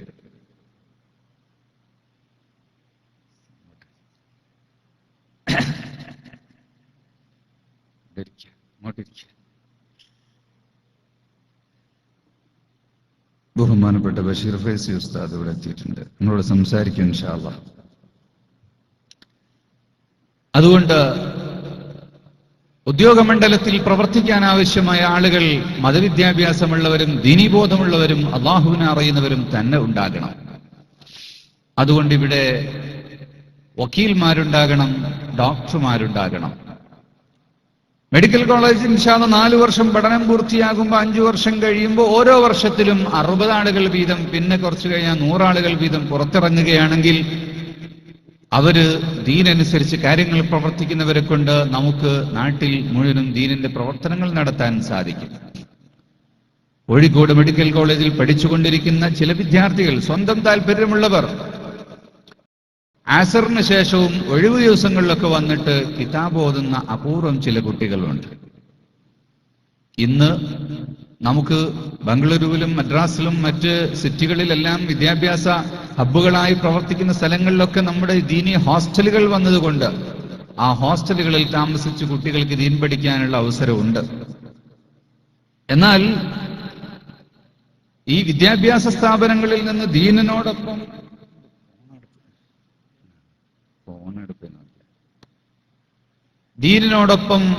ഭൗതിക വിദ്യാഭ്യാസം പഠിക്കാൻ, ഭൗതിക വിദ്യ നേടുന്നതോടൊപ്പം ദീനിയായ ചുറ്റുപാടിൽ നിൽക്കാനും പഠിക്കാനും സാധിച്ചില്ല എങ്കിൽ യഥാർത്ഥത്തിൽ ഭൗതിക കലാരങ്ങളിൽ പഠിച്ചു പുറത്തു വരുന്നവര് അവര് നാടിനും സമൂഹത്തിനും നാശമായി മാറുന്ന അവസ്ഥയാണുള്ളത്. 2 കാര്യമാണ് ഇവിടെ വേണ്ടത്. വിദ്യാഭ്യാസം നേടുന്നവർക്ക് ദീനീബോധം, മതബോധം, ധാർമ്മിക ചിന്തയുണ്ടാകണം. ഇനി മുസ്ലിങ്ങളല്ലെങ്കിൽ അവർക്ക് നീതിബോധമുണ്ടാകണം. അതിനു പുറമെ വിദ്യാഭ്യാസവും കഴിവും നേടി വരുന്ന ആളുകൾക്കെല്ലാവർക്കും തൊഴിലുണ്ടാകണം. തൊഴിലില്ലാത്തവരും നാടിന് ഭാരവും പിശാചിന് ഇരയും ആയിരിക്കും. Empty mind is the workshop of devil. പിശാച് പണി കൊടുക്കുന്നത് പണിയില്ലാത്തവർക്കാണ്. പണിയില്ലാത്തവന്റെ തലയിൽ പിശാച് പ്രവർത്തിക്കുകയും അവരെ കൊണ്ട് തീവ്രവാദ പ്രവർത്തനങ്ങളും ഉഗ്രവാദ പ്രവർത്തനങ്ങളും വിഘടനവാദ പ്രവർത്തനങ്ങളും വിധ്വംസക പ്രവർത്തനങ്ങളും ഭവനഭേദനവും കൊള്ളയും കൊള്ളിവെപ്പും എല്ലാവിധ വേണ്ടാത്തരങ്ങൾക്കും കാരണമായി തീരുന്നത് തൊഴിലില്ലാത്തവനാണ്. പണിയുള്ളവൻ എവിടെയാണ് അതിന് സമയം കിട്ടുന്നത്? അതുകൊണ്ട് മനുഷ്യനെ മുഴുവൻ സമയവും മശ്ഗൂലാക്കുക എന്നുള്ളതാണ് ഇസ്ലാമിന്റെ കാഴ്ചപ്പാട്. മഹാന്മാര്, അള്ളാഹുവിലേക്ക് അടുക്കാനുള്ള മാർഗങ്ങൾ പഠിപ്പിച്ചിട്ടുള്ള മശായിഖന്മാര്, അവർ ശിഷ്യന്മാർക്ക് ഓരോരുത്തർക്കും വദായിഫുകൾ കൊടുക്കുന്നത്, അവരുടെ ഡ്യൂട്ടി കൊടുക്കുന്നത് ആ രൂപത്തിലാണ്. ഓരോരുത്തരുടെ ഒഴിവ് സമയമനുസരിച്ച് വളരെ കുറച്ചു മാത്രം സമയം ഒഴിവ് ഉള്ളവൻ അവൻ ദിക്റും സ്വലാത്തും കുറച്ച് ചൊല്ലിക്കൊണ്ടിരിക്കുക. കൂടുതൽ സമയമുള്ളവൻ അവൻ കൂടുതലായി ഖുർആൻ ഓതുകയും സ്വലാത്തുകൾ വർദ്ധിപ്പിച്ച് ചൊല്ലുകയും ചെയ്യുക. ഇത്രയും 100 300 തസ്ബീഹ് ചൊല്ലണം, 1000 തഹ്ലീൽ ചൊല്ലണം, 100 ഖുൽ ഹുവല്ലാഹു ഓതണം എന്നുള്ള ആ കോഴ്സുകൾ ടീച്ചർമാർ, ഷേഖുമാർ, മുരീദുമാർക്ക് കൊടുക്കുന്നത് ആ രൂപത്തിലുള്ള ഒഴിവ് സമയം കണ്ടിട്ടാണ്. റിട്ടയറായി ഇനി അദ്ദേഹത്തിന് മുഴുവൻ സമയവും ഇബാദത്തുകൾ തന്നെ. തൊഴിലില്ലായ്മ നാടിന്റെ ഏറ്റവും വലിയൊരു പ്രശ്നമാണ്. അതുകൊണ്ട് തൊഴിലധിഷ്ഠിത വിദ്യാഭ്യാസം വേണം. മതം പഠിച്ച് പുറത്തിറങ്ങിയ ആളുകൾക്ക് അവർക്ക് മതം പ്രചരിപ്പിക്കാനും ദീനിന്റെ ദഅവത്തിന്റെ മേഖലയിൽ തന്നെ നിൽക്കാനുമുള്ള അവസരങ്ങൾ ഉണ്ടാകണം. അതിനു പറ്റിയ സാമ്പത്തികമായ ആസ്തിയും സാമ്പത്തികമായ അവസ്ഥയും നാട്ടിന്റെ പൊതുവായ ഖജനാവുകളിലും ഉണ്ടായിത്തീരണം. മതം പഠിച്ച ആളുകൾ മറ്റ് മേഖലകളിലേക്ക് കടന്നു പോകുന്ന ഒരവസ്ഥ ഉണ്ടാകരുത്. കാരണം ഇവരെ പുറത്തിറങ്ങുന്നവരെ യഥാർത്ഥത്തിൽ ഇവിടെ തികയാത്ത അത്രയും വലിയ ആവശ്യം ദീനിന്റെ പ്രബോധന മേഖലയിൽ ഉണ്ട്. മറ്റു തൊഴിൽ പഠിച്ച് പുറത്തിറങ്ങുന്നവർക്കും അവസരങ്ങൾ ഉണ്ടാകണം. ഇന്ന് കേരളത്തിൽ വലിയൊരു ദാരിദ്ര്യം അനുഭവിക്കുന്നത് പള്ളികളിൽ വാങ്കി സാഹബിന് കിട്ടുന്നില്ല എന്നതാണ്. വാങ്ക് കൊടുക്കാൻ ആളെ കിട്ടുന്നില്ല. നമ്മുടെ നാട്ടിൽ ബാക്കിയുള്ളതിനൊക്കെ ബംഗാളികളെ ഇറക്കുമതി ചെയ്യുകയാണ്. എന്നാൽ ഇന്ന് കേരളത്തിൽ നമ്മുടെ പള്ളികളിൽ ഒഴികെ വിദേശ കക്ഷികളുടെ പള്ളികളിലൊക്കെ ബംഗാളിൽ നിന്നും ആസാമിൽ നിന്നും ഇറക്കുമതി ചെയ്ത ആളുകളാണുള്ളത്. അവരവിടെ ഹനഫി മദ്ഹബുകാരാണ്. കേരളത്തിൽ വരുമ്പോൾ ഷാഫി അല്ലേ എന്ന് മാത്രമേ അവർ മനസ്സിലാക്കൂ. ബംഗാളികൾക്കിടയിലും അന്യ സംസ്ഥാന തൊഴിലാളികൾക്കിടയിൽ SYSന്റെ കീഴിൽ ക്ലാസുകൾ സംഘടിപ്പിച്ചു പ്രവർത്തനങ്ങൾ തുടങ്ങിയ സമയത്ത് അവിടെ പരിപാടികൾ സംഘടിപ്പിക്കാനും മൗലിദോദാനും പലപ്പോഴും KNMന്റെയും മറ്റും പള്ളിയിലെ മുഖ്രിയായ ആളുകൾ അവർ ജോലിക്ക് നമ്മുടെ മൗലിദിന് വരുന്നുണ്ട്. കാരണം അവർക്കറിയില്ല ഇവിടുത്തെ ആശയ വ്യത്യാസം. അവർ മനസ്സിലാക്കുന്ന കേരളത്തിലൊക്കെ ഷാഫിയാണല്ലോ, അതുകൊണ്ടായിരിക്കും ഞങ്ങൾ ഈ ഒരു വ്യത്യാസം ഇവിടെ കാണുന്നത് എന്നാണ്. വാങ്ക് കൊടുക്കാൻ ആളുകൾ ഇറക്കുമതി ചെയ്യുകയാണ്. നമ്മൾ നിലവിൽ കൊടുക്കുന്ന ശമ്പളം ഉപയോഗിച്ച് അത് വെച്ചുകൊണ്ട് പ്രവർത്തിക്കാൻ നിൽക്കാൻ ആളുകളെ കിട്ടുന്നില്ല. ജിദ്ദയിലെ തന്നെ ഒരു ഓർഗനൈസേഷൻ നിർദ്ദേശിച്ചതനുസരിച്ച് അവരുടെ സഹായത്തോടുകൂടി മർക്കസിൽ ഈ വർഷം ഒരു വാങ്ക് കൊടുക്കാനും ഖുത്ബ ഓതാനും ചെറിയ കാര്യങ്ങളെല്ലാം ചെയ്യാൻ മാത്രം കഴിവുള്ള ഒരു വിഭാഗത്തെ പടച്ച് ഉണ്ടാക്കുന്നതിന് വേണ്ടി, അതോടൊപ്പം അവർക്ക് തൊഴിൽ ചെയ്യാൻ പഠിപ്പിക്കുന്ന ഒരു കോഴ്സ് ഈ വർഷം ആരംഭിക്കുകയാണ്. വൊക്കേഷണൽ ശരിയ കോഴ്സ്. അതിൽ carpentry, electronics, surveyor, light welding പോലെയുള്ള അത്യാവശ്യ ദീനി പഠനം പഠിക്കാൻ പറ്റുന്ന ഒരു കോഴ്സ്. അപ്പൊ പള്ളിയുടെ അടുത്ത് ഒരു കാർപ്പൻട്രി ഷോപ്പ് ഉണ്ടാക്കാം. സമയമാകുമ്പോൾ വന്ന് വാങ്ങു കൊടുത്ത് വീണ്ടും അയാൾക്ക് നിസ്കാരം കഴിഞ്ഞ് ഷോപ്പിലേക്ക് തന്നെ പോകാം. അപ്പൊ ഇമാമത്തിനും മറ്റൊന്നും ശമ്പളം വാങ്ങാതെ തന്നെ ജോലി ചെയ്യാൻ ആളുകൾ ഉണ്ടാകണം. അതിന് സാർവത്രികമായ ദീനീ വിദ്യാഭ്യാസം നിരന്നു കിടക്കുന്ന, നാട്ടിലുള്ള ആര് കയറി വന്നാലും ഇമാമത്ത് നിൽക്കാൻ പറ്റുന്ന ഒരു അവസ്ഥയുണ്ടായി തീരുക എന്നതാണ് യഥാർത്ഥത്തിൽ നാട്ടിൽ ഇന്ന് ആവശ്യമായിട്ടുള്ളത്. മർക്കസിൽ 2000-ലേറെ യതീം കുട്ടികളെ വളർത്തിക്കൊണ്ടിരിക്കുന്നത് മർക്കസ് ആദ്യമായി സ്ഥാപിച്ച അനാഥാലയം, അവിടെ താമസിച്ചു പഠിക്കുന്ന ബോയ്സ് ഓർഫനേജിൽ പഠിക്കുന്ന 500ഓളം ആൺകുട്ടികൾ, മരഞ്ചാട്ടിയിൽ പഠിക്കുന്ന പെൺകുട്ടികൾ, അതിനുശേഷം ഉപരിപഠനത്തിനു വേണ്ടി വയനാട്ടിലെ ചെറക്കമ്പം എന്ന് പറയുന്ന സ്ഥലത്തുള്ള മർക്കസ് വയനാട് ഓർഫനേജിൽ SSLCക്ക് ശേഷമുള്ള ഡിഗ്രി ഉൾപ്പെടെയുള്ള പഠനങ്ങൾ പെൺകുട്ടികൾക്ക് പഠിപ്പിക്കുന്ന സ്ഥാപനമാണ് അവിടെയുള്ളത്. ഈ അനാഥാലയത്തിൽ നിന്ന് പഠിച്ചു പുറത്തിറങ്ങിയ വിദ്യാർത്ഥികൾ ഓരോ വർഷവും ഡോക്ടറായും എഞ്ചിനീയറായും പല മേഖലകളിലും അവർ പഠിച്ചു പുറത്തിറങ്ങി വരുന്നു. റിയാദിലെ കിങ് അബ്ദുള്ള യൂണിവേഴ്സിറ്റിയിലെ എമർജൻസി മെഡിക്കൽ വിഭാഗത്തിന്റെ തലവനായി പ്രവർത്തിക്കുന്നത് മർക്കസ് ഓർഫനേജിൽ പഠിച്ചിട്ടുള്ള ഒരു വിദ്യാർത്ഥിയാണ്. അതുപോലെ അവർ രാജ്യത്തിന്റെ പല ഭാഗത്തും പ്രവർത്തിക്കുന്നുണ്ട്. ഇന്ന് മർക്കസ് സ്ഥാപനങ്ങളിൽ പഠിച്ചു വന്നവർ തന്നെ മർക്കസ് സ്ഥാപനങ്ങളിലെ മാനേജർമാരായും പ്രിൻസിപ്പൽമാരായും ഓഫീസേഴ്സായും ഒക്കെ മാറുന്ന തലത്തിലേക്ക് എത്തി ഏതാനും വർഷങ്ങളായിട്ട്. കാതലായ മാറ്റങ്ങൾ വന്നു, വലിയ വളർച്ചയുണ്ടായി. മർക്കസ് കീഴിൽ നേരിട്ട് നടത്തുന്ന 26 സ്കൂളുകൾ,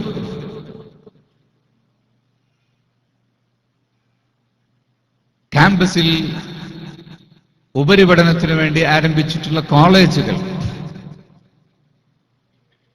മറ്റൊരു സ്ഥലത്ത് പോയി പഠിച്ചാൽ എന്താണ് സംഭവിക്കുക എന്നത് പഴയകാലത്ത് നമ്മുടെ സുന്നി സമൂഹത്തിലെ വിദ്യാർത്ഥികൾ ഭൗതിക പഠനത്തിനു വേണ്ടി കൂടുതലായി പോയിരുന്നില്ല. എവിടെയെങ്കിലും പോയാൽ അവർ മയക്കുമരുന്നിന്റെയോ മദ്യത്തിന്റെയോ അടിമകളായി മാറും, അല്ലെങ്കിൽ ഭൗതിക വാദത്തിന്റെയോ നിരീശ്വരവാദത്തിന്റെയോ ആളുകളായി മാറും എന്നൊരു ഭീതിയുണ്ടായിരുന്നു.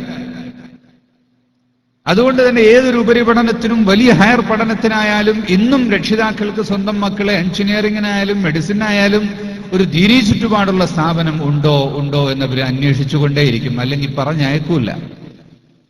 മെഡിക്കൽ കോളേജ് ആണെങ്കിൽ പെൺകുട്ടികളെ പഠിപ്പിക്കാൻ ആളുകൾക്ക് മംഗലാപുരത്തെ എനപ്പോയ ഇൻസ്റ്റിറ്റ്യൂട്ടിൽ അഡ്മിഷൻ കിട്ടുമോ എന്ന് മാത്രമാണ് അവർ അന്വേഷിക്കുക. കാരണം അബ്ദുള്ള കുഞ്ഞ് സാഹിബ്, അദ്ദേഹം താജുൽ ഉലമ റഫഅല്ലാഹു ദറജതഹു വഖദ്ദസ സിർറഹു, അവരുടെ ആ ഒരു ശിഷ്യത്വത്തിൽ അവരുടെ നിർദ്ദേശം അനുസരിച്ച് മാത്രം നിന്നു പോകുന്ന ഒരു കുടുംബം, അവർ ആ ഒരു ചുറ്റുപാട് പരമാവധി അവരുടെ സ്ഥാപനത്തിൽ നിലനിർത്തി പോകുന്നത് കൊണ്ട് ആളുകൾ അവിടെ പോകാൻ ആഗ്രഹിക്കും. അതുപോലെ കേരളത്തിൽ ചില മുസ്ലിം മാനേജ്മെന്റുകൾക്ക് കീഴിലുള്ള സ്ഥാപനങ്ങളിൽ പോകണം. എഞ്ചിനീയറിംഗിനാണെങ്കിലും ആ ഒരു ബോധം നിലനിൽക്കുന്നത് തന്നെ വലിയൊരു അനുഗ്രഹം ആണ്. അങ്ങനെ പഠിക്കാനുള്ള അവസരങ്ങൾ ജനങ്ങൾ, പക്ഷേ പണം വർദ്ധിച്ചു, സൗകര്യങ്ങൾ വർദ്ധിച്ചു. ഇനി ഞങ്ങൾക്ക് മതകീയ ചുറ്റുപാടിൽ തന്നെ കിട്ടിയില്ലെങ്കിലും വേറെ എവിടെയെങ്കിലുമൊക്കെ പറഞ്ഞയച്ചാലും തരക്കേടില്ല എന്ന് ചിന്തിക്കുന്ന അവസ്ഥയുണ്ടാകുമ്പോൾ അവയെ പരിഹരിക്കാനുള്ള മാർഗങ്ങൾ നമ്മുടെ മുന്നിൽ ഉണ്ടാകണം. അതുകൊണ്ട് ഏറ്റവും വലിയ സൂപ്പർ സോഫ്റ്റ് സൗകര്യങ്ങളോടുകൂടെയുള്ള സോഫിസ്റ്റിക്കേറ്റഡ് ആയിട്ടുള്ള ഇൻസ്റ്റിറ്റ്യൂഷൻസ് വേണം എന്ന് ആഗ്രഹിക്കുന്നവർക്ക് അങ്ങനത്തെ സ്ഥാപനങ്ങളും ദീനീ പഠനത്തോടൊപ്പം നൽകാൻ നമുക്ക് സാധിക്കണം. അങ്ങനെയുള്ള സ്ഥാപനങ്ങൾ ഉണ്ടാക്കുന്നത് ഇന്ന് സമൂഹത്തിന്റെ ഒരു ആവശ്യം തന്നെയാണ്. അതുകൊണ്ട് ഈ സ്ഥാപനത്തെ ഉൾക്കൊള്ളാനും അറിയാനും മനസ്സിലാക്കാനും സാധിച്ചവർ മർക്കസ് സ്ഥാപനങ്ങൾ മറ്റുള്ള സ്ഥലങ്ങളിൽ ഉണ്ടാക്കാൻ വേണ്ടി അവർ കൂടുതൽ മുന്നോട്ട് വരികയും താല്പര്യം കാണിക്കുകയുമാണ്. ഗുജറാത്തിൽ 7 വർഷത്തോളമായി നമ്മുടെ സ്കൂളുകൾ ആരംഭിച്ചിട്ട്. സ്കൂൾ എന്ന് പറഞ്ഞാൽ അത് മദ്രസയാണ്. നമ്മുടെ നാട്ടിൽ സ്കൂളിൽ പഠിക്കുന്നത് പോലെ തൊപ്പിവെച്ച് തലമറച്ച പെൺകുട്ടികളും പർദ്ദ ധരിച്ച പെൺകുട്ടികളും തൊപ്പിവെച്ച ആൺകുട്ടികളും നിസ്കാരം ജമാഅത്തായി സ്കൂളിൽ വെച്ച് നിർവഹിക്കുകയും രാവിലെ ഫാത്തിഹ ഓതി തുടങ്ങുകയും വൈകുന്നേരം സ്വലാത്ത് ചൊല്ലി അവസാനിക്കുകയും മതം പഠിക്കുകയും ചെയ്യുന്ന സ്കൂളുകൾ. ഇപ്പൊ ഈ 2 മാസങ്ങൾക്ക് മുമ്പ് ഞാൻ ഗുജറാത്തിൽ പര്യടനം നടത്തിയപ്പോ പുതിയ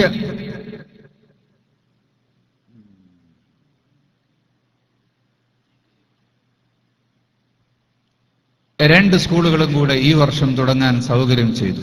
അടുത്ത വർഷത്തേക്ക് തുടങ്ങാൻ വേണ്ടി പുതിയ 2 സ്കൂളുകൾ ഓഫർ ചെയ്തു. ഇങ്ങനെ എല്ലാ സ്റ്റേറ്റുകളിലും കേരള മോഡൽ എഡ്യൂക്കേഷൻ ജനങ്ങളിൽ വലിയ സ്വാധീനം ചെലുത്തുകയും താല്പര്യം ജനിപ്പിക്കുകയും ചെയ്തു. അതുകൊണ്ട് നാം 35 വർഷങ്ങൾക്ക് മുമ്പ് തുടങ്ങിയ പ്രവർത്തനങ്ങളുടെ വലിയ ഇൻഫ്ലുവൻസ് ഇന്ന് ലോകത്തിന്റെ പല ഭാഗത്തും ലഭിച്ചുകൊണ്ടിരിക്കുന്നുണ്ട് എന്നുള്ള ഒരു വസ്തുത നമുക്ക് മനസ്സിലാക്കാൻ സാധിക്കും. ഇൻഷാ അല്ലാഹ് നോമ്പ് തുറക്കാനുള്ള സമയം അടുത്തു വരികയാണ്. നമുക്ക് നോമ്പ് തുറന്നതിന്റെ ഉടനെ നോമ്പ് തുറക്കാൻ പുറത്ത് സൗകര്യം ചെയ്തിട്ടുണ്ട്. നിങ്ങൾ അതിലേക്ക് വിളിക്കുമ്പോൾ എല്ലാവരും ചെന്ന് വളരെ അച്ചടക്കത്തോടുകൂടി ഇരുന്ന് തസ്ബീഹ് ചൊല്ലി വാങ്ങുകൊടുത്താൽ പെട്ടെന്ന് തന്നെ ഇഫ്താർ കഴിഞ്ഞതിന് ശേഷം അവിടെ തന്നെ നിസ്കരിക്കാനുള്ള സൗകര്യവുമുണ്ട്. നിസ്കാരം കഴിഞ്ഞാൽ ഉടനെ ഈ സദസ്സിലേക്ക് വീണ്ടും സാവധാനം തിരിച്ചു വന്നിവിടെ ഇരിക്കും. ഉസ്താദും മറ്റെല്ലാവരും വേദിയിൽ വരും ഇൻഷാ അല്ലാഹ്. അതിനുശേഷവും കുറച്ച് കാര്യങ്ങൾ കൂടെ നമുക്ക് സംസാരിച്ചതിന് ശേഷം മാത്രമേ എല്ലാവരും പിരിഞ്ഞു പോകാവൂ എന്ന് പ്രത്യേകമായി സംഘാടകർക്ക് വേണ്ടി ഓർമ്മിപ്പിക്കുകയാണ്. ഇൻഷാ അല്ലാഹ് ബാക്കി കാര്യങ്ങളെല്ലാം അതിനുശേഷം പറയാമെന്ന് അറിയിച്ചുകൊണ്ട് തൽക്കാലമായി വാക്കുകൾ ഇവിടെ ചുരുക്കുകയാണ്.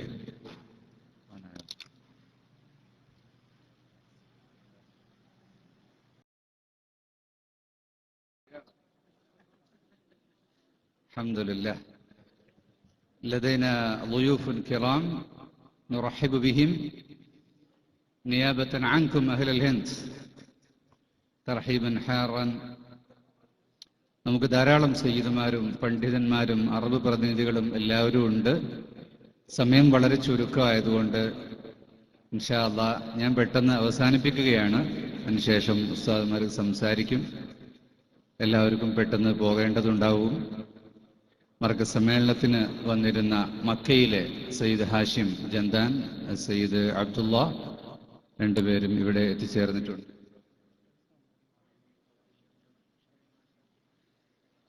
മർക്കസ് സ്ഥാപനങ്ങളുടെ പ്രവർത്തനത്തിൻ്റെയും വൈപുല്യവും ആണ് നമ്മൾ പറഞ്ഞു വന്നിരുന്നത്. ഇത്രയും വലിയ 50,000-ലേറെ വരുന്ന പൂർവ്വ വിദ്യാർത്ഥികളുള്ള ഒരു സ്ഥാപനമായി മർക്കസ് മാറിയിട്ടുണ്ട് എന്ന കാര്യം ഞാൻ ശ്രദ്ധപ്പെടുത്തി. ആരും ഫോട്ടോ എടുക്കരുത്, ആരും ഫോട്ടോ എടുക്കണ്ട. പിന്നെ ഫേസ്ബുക്കിൽ ഇടണ്ടെന്ന് പറയേണ്ടതില്ലല്ലോ. എടുത്തു പോയവര് അസ്തഗ്ഫിറുല്ലാഹ് എന്ന് പറയാ, ആരും അത് പുറത്ത് വിടണ്ട. ഇപ്പൊ തന്നെ വിട്ട് കഴിഞ്ഞിട്ടുണ്ടാവും അല്ലേ? നമ്മൾ മുമ്പുള്ള സ്ഥലത്തൊക്കെ പറഞ്ഞിട്ടുണ്ട്, ഒരു ആദത്തായിട്ട് നമ്മളത് എടുക്കണം. ജീവിതത്തിൽ ഒരു സ്ഥലത്തും അങ്ങനെ എല്ലാം എടുക്കുക എന്നുള്ളൊരു നിലപാട് പാടില്ല. രണ്ടാമത്തത് എടുത്തതൊക്കെ പുറത്തു വിടുക എന്നുള്ളതും പാടില്ല. അത് നിയമപരമായി തെറ്റാണ്, ശറഈയായിട്ട് തെറ്റാണ്. അതുകൊണ്ട് ആ ഒരു സ്വഭാവം നമ്മൾ ഒഴിവാക്കാൻ വേണ്ടി വളരെ കൂടുതൽ ശ്രമിക്കണം. അതിൽ വേറെ ഖത്തറൊന്നുള്ളതുകൊണ്ടല്ല, പക്ഷെ അത് നമ്മളുടെ പേഴ്സണാലിറ്റിയെ, എടുക്കുന്ന ആളുകളുടെ വ്യക്തിത്വത്തെ മോശമായി ബാധിക്കും. എന്തായത് ഇങ്ങനെ ഒരു ഫോട്ടോ എടുക്കുന്ന ആൾ എന്നുള്ള ആ ഒരു അടയാളം വരും. പൂർവ്വ വിദ്യാർത്ഥികൾ നേരത്തെ ഞാൻ ഓർമ്മപ്പെടുത്തിയോ, പൂർവ്വ വിദ്യാർത്ഥികൾ സഖാഫി കൗണ്ടറുണ്ട്, അവിടെ രജിസ്റ്റർ ചെയ്യണം. കാരണം സഖാഫികളുടെ കൂട്ടായ്മയും മറ്റുമൊക്കെ ഉണ്ടാകുമ്പോൾ അറിയിക്കാൻ വേണ്ടിയും അവരുടെ എല്ലാ ബന്ധങ്ങളും നിങ്ങൾ അറിയിക്കാൻ വേണ്ടി സഖാഫികൾ അവിടെ പ്രത്യേകമായി രജിസ്റ്റർ ചെയ്യണം. സഖാഫികളല്ലാത്ത മറ്റു സ്ഥാപനങ്ങളിൽ പഠിച്ചിട്ടുള്ളവര് arts college, science college, orphanage, boarding, high school, മദ്രസകള്, ITI തുടങ്ങി എല്ലാ സ്ഥാപനങ്ങളിൽ നിന്നും പാസ്സായിട്ടുള്ളവർ, അവർക്ക് അലുംനയുടെ മറ്റൊരു കൗണ്ടറുണ്ട്. ജിദ്ദ ഷറഫിയയിലെ മർക്കസ് ജിദ്ദ മർക്കസിൽ അതിന്റെ ആസ്ഥാനം പ്രവർത്തിക്കുന്നുണ്ട്.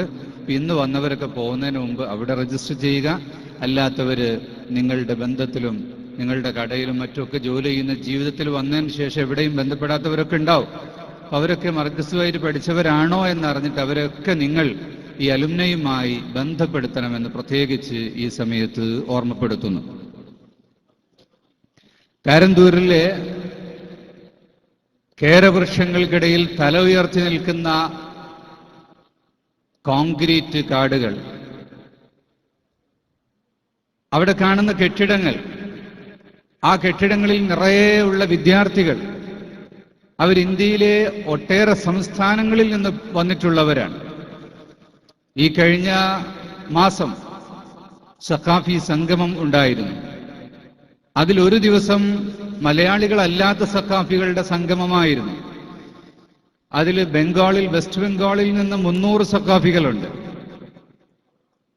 അൽഹംദുലില്ലാ, വെസ്റ്റ് ബംഗാളിൽ 3.5 കോടി മുസ്ലിംകളുണ്ട്. അതുകൊണ്ട് തന്നെ സുന്നി വിദ്യാഭ്യാസ ബോർഡിന്റെ പാഠപുസ്തകം ഏറ്റവും അവസാനമായി അടിച്ചത് ബംഗ്ലാ ഭാഷയിലാണ്.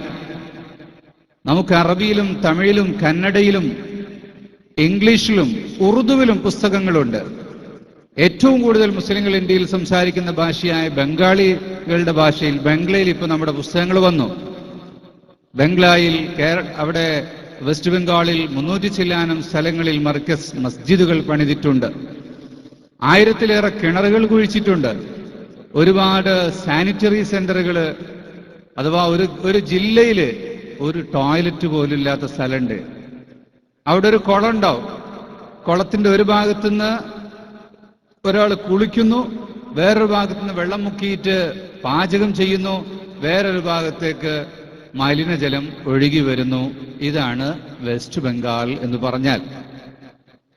കുടിക്കാൻ വെള്ളമില്ല. അവിടെ ട്യൂബ് വെല്ലുകൾ, കുഴൽക്കിണറുകൾ, ഓരോ ഗ്രാമത്തിലൊരു കുഴൽക്കിണർ കുഴിച്ചാൽ നാട്ടുകാരൊന്നായിട്ട് ഉപയോഗിക്കും. അങ്ങനെയാണ് 1000-ലേറെ കിണറുകൾ കുഴിച്ചത്. ഇവിടെയുള്ള RCFയുടെ പ്രവർത്തകർ, മർക്കസിന്റെ കമ്മിറ്റി അംഗങ്ങൾ പലരും അതിലേക്ക് സംഭാവനകൾ നൽകിയിട്ടുണ്ട്. ഇപ്പൊ ഈ അടുത്ത് നാട്ടിലേക്ക് അറബികൾ റെസ്റ്റോറന്റ് തുടങ്ങാൻ വേണ്ടി വരുന്നു എന്ന് ഞാൻ പറഞ്ഞപ്പോൾ ഒരാൾ പറഞ്ഞു, എന്നാ പിന്നെ അയാളുടെ സ്പോൺസർ ഞാനാവും. കാരണം നാട്ടിൽ നിന്ന് റീഎൻട്രി അടിച്ചെടുക്കാൻ വാദ ബുക്കറ എന്ന് കുറെ എനിക്ക് പറയണം. അപ്പൊ ഞാൻ പറഞ്ഞു, നിങ്ങളെ സ്പോൺസറെ തന്നെ അവിടെ ജോലിക്ക് കിട്ടേണ്ടി വരും. ഒരാൾ സ്വീപ്പാക്കി വിചാരിച്ച് എല്ലാവരും സ്വീപ്പാക്കാൻ പറ്റുമോ? അറബികൾ അവിടെ, ഇറാനികളും യമനികളൊക്കെ ഡൽഹി, ബോംബെയിലൊക്കെ ഹോട്ടലുകൾ നടത്തുന്നവരുണ്ട്. നമ്മുടെ നാട്ടിലേക്കും വരും. പക്ഷേ നമുക്ക് അവരോട് നല്ല മുആമലത്ത് ചെയ്യണം. ഇൻഷാ അല്ലാഹ് നമ്മൾ ഇങ്ങോട്ട് വന്നതുപോലെ തിരിച്ചങ്ങോട്ട് അവർ വന്ന് നാടിന് ഗുണം ചെയ്യുന്ന ഒരു കാലമുണ്ട്. എല്ലാറ്റിനും ഒരു ആവർത്തനം ഉണ്ടാകും. പണ്ട് അറബികൾ ധാരാളം അങ്ങോട്ട് വന്നിരുന്നു. അങ്ങനെയാണ് ഇസ്ലാം അങ്ങോട്ട് വന്നത്. ഇപ്പൊ നമ്മൾ ഇങ്ങോട്ട് വരാൻ തുടങ്ങി. ഇപ്പൊ ഇസ്ലാം നമ്മൾ ഇങ്ങോട്ട് കൊടുക്കേണ്ട അവസ്ഥയാണ് ഉള്ളത്. അതുപോലെ ഉത്തരേന്ത്യക്കാർ വന്നിട്ടാണ് കേരളത്തിൽ ദീനീ സ്ഥാപനങ്ങൾ ഉണ്ടാക്കിയിരുന്നത്. കോഴിക്കോട്ടുള്ള വലിയൊരു ഓർഫനേജും വലിയൊരു സ്ഥാപനവും അത് പഞ്ചാബിലെ അബ്ദുൽ ഖാദർ കസൂരി എന്ന് പറഞ്ഞ ആള് വന്നിട്ട് ഉണ്ടാക്കിയതാ, ജഡിറ്റ് ഇസ്ലാം. ഇന്നിപ്പോ നമ്മൾ അങ്ങോട്ട് പോയി ഉണ്ടാക്കേണ്ട അവസ്ഥയുണ്ട്. കാരണം അവിടുത്തെ ജനിച്ചതിന് ശേഷം വാങ്ക് കേൾക്കാത്ത മനുഷ്യന്മാരുണ്ടെന്ന് പറഞ്ഞാൽ പിന്നെ അതിലപ്പുറം അത്ഭുതം ഒന്നുമില്ലല്ലോ. അങ്ങനെയുള്ള സ്ഥലങ്ങളിലേക്ക് ദാഴികളെ പറഞ്ഞയക്കുകയാണ് ഈ കാണുന്ന എന്റെ പ്രിയ സുഹൃത്തുക്കൾ മാസാന്തം വരിസംഖ്യ നൽകുന്നതിലൂടെ, തകാഫുൽ ചെയ്യുന്നതിലൂടെ, മർക്കസിനെ സഹായിക്കുന്നതിലൂടെ ചെയ്തുകൊണ്ടിരിക്കുന്നത് എന്ന സന്തോഷം നിങ്ങൾ അറിയണം. എവിടേക്കാണ് അവർ പോകുന്നത്? അന്നിങ്ങോട്ട് വന്നു. നാഗൂറിലെ ഷാഹുൽ ഹമീദ് മീറാനൻ നാഹൂരി, അവർ മണിപ്പൂരിൽ നിന്നാണ് വന്നത്. മണിപ്പൂർ നോർത്ത് ഈസ്റ്റിൽപ്പെട്ട വളരെ ചെറിയൊരു സ്റ്റേറ്റാണ് ഇന്ത്യയിലെ. മണിപ്പൂരിൽ നിന്ന് അന്ന് ആരെങ്കിലും ഇങ്ങോട്ട് വന്നു എന്ന് പറഞ്ഞാൽ നമുക്ക് വിശ്വസിക്കാൻ പറ്റുമോ? അദ്ദേഹം ഡൽഹിയിൽ വന്നു, ഇന്ത്യയിലെ പല സ്റ്റേറ്റിലും കറങ്ങി, കോഴിക്കോട്ട് വന്നു. കോഴിക്കോട്ടെ മുച്ചന്തി പള്ളിയിൽ മഹാനവറുകൾ പ്രസംഗിച്ചിട്ടുണ്ട്. പൊന്നാനിയിലെ മഖ്ദൂം പള്ളിയിൽ അവർ പ്രസംഗിച്ചിട്ടുണ്ട്, ദഅവത്ത് നടത്തിയിട്ടുണ്ട്.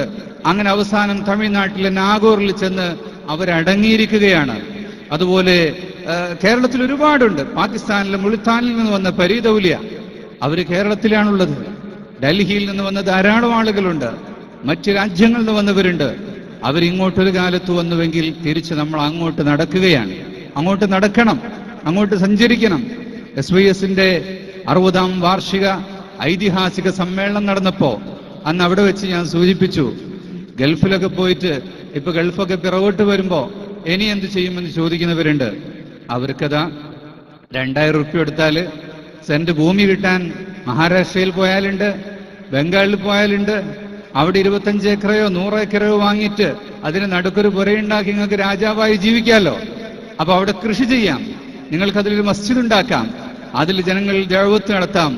അപ്പൊ ഒരുപാട് ആളുകൾ എറണാകുളം ജില്ല എന്ന് പറഞ്ഞ് നമുക്ക് അവിടെ വന്നിട്ട് റിയൽ എസ്റ്റേറ്റുകാർക്ക് മാത്രമായിട്ട് ഒരു ക്ലാസ് എടുക്കണം. ഇഷ്ടം പോലെ ആളുകൾ പോകാനുണ്ട്. സഹോദരന്മാരെ, എല്ലാവരും പോകണം. നമ്മൾ രാജ്യത്തിന്റെ വിവിധ ഭാഗങ്ങളിലെ അവസ്ഥകൾ കാണണം. മർക്കസിലേക്ക് വന്നിരുന്ന സഖാഫികൾ, ആ സ്റ്റേറ്റുകളിൽ നിന്ന് വന്നുള്ള ആളുകൾ, അവർ തിരിച്ചുപോയിട്ട് ഓരോ സ്ഥലങ്ങളിലും മസ്ജിദുകൾ ഉണ്ടാക്കി, മദ്രസകൾ ഉണ്ടാക്കി, ജനങ്ങൾക്ക് കലിമയും തൗഹീദും പഠിപ്പിക്കാൻ തുടങ്ങി. ഇതിനേക്കാളും വലിയ ഒരു നേട്ടം നമുക്ക് എന്താണ് കിട്ടാനുള്ളത്? ആ സഖാഫി പഠിക്കുന്ന സമയത്ത് അയാൾ ഭക്ഷിച്ച പ്ലേറ്റിൽ വന്ന അരി ആര് കൊടുത്ത 5 ദിർഹമാണ്, ആര് കൊടുത്ത 2 റിയാലത്, അതിന്റെ ഫലം വാനോളം എത്തുന്നതിന്റെ ഒരു അവസ്ഥ നമുക്കൊരിക്കലും അറിയാൻ പറ്റുകയില്ല.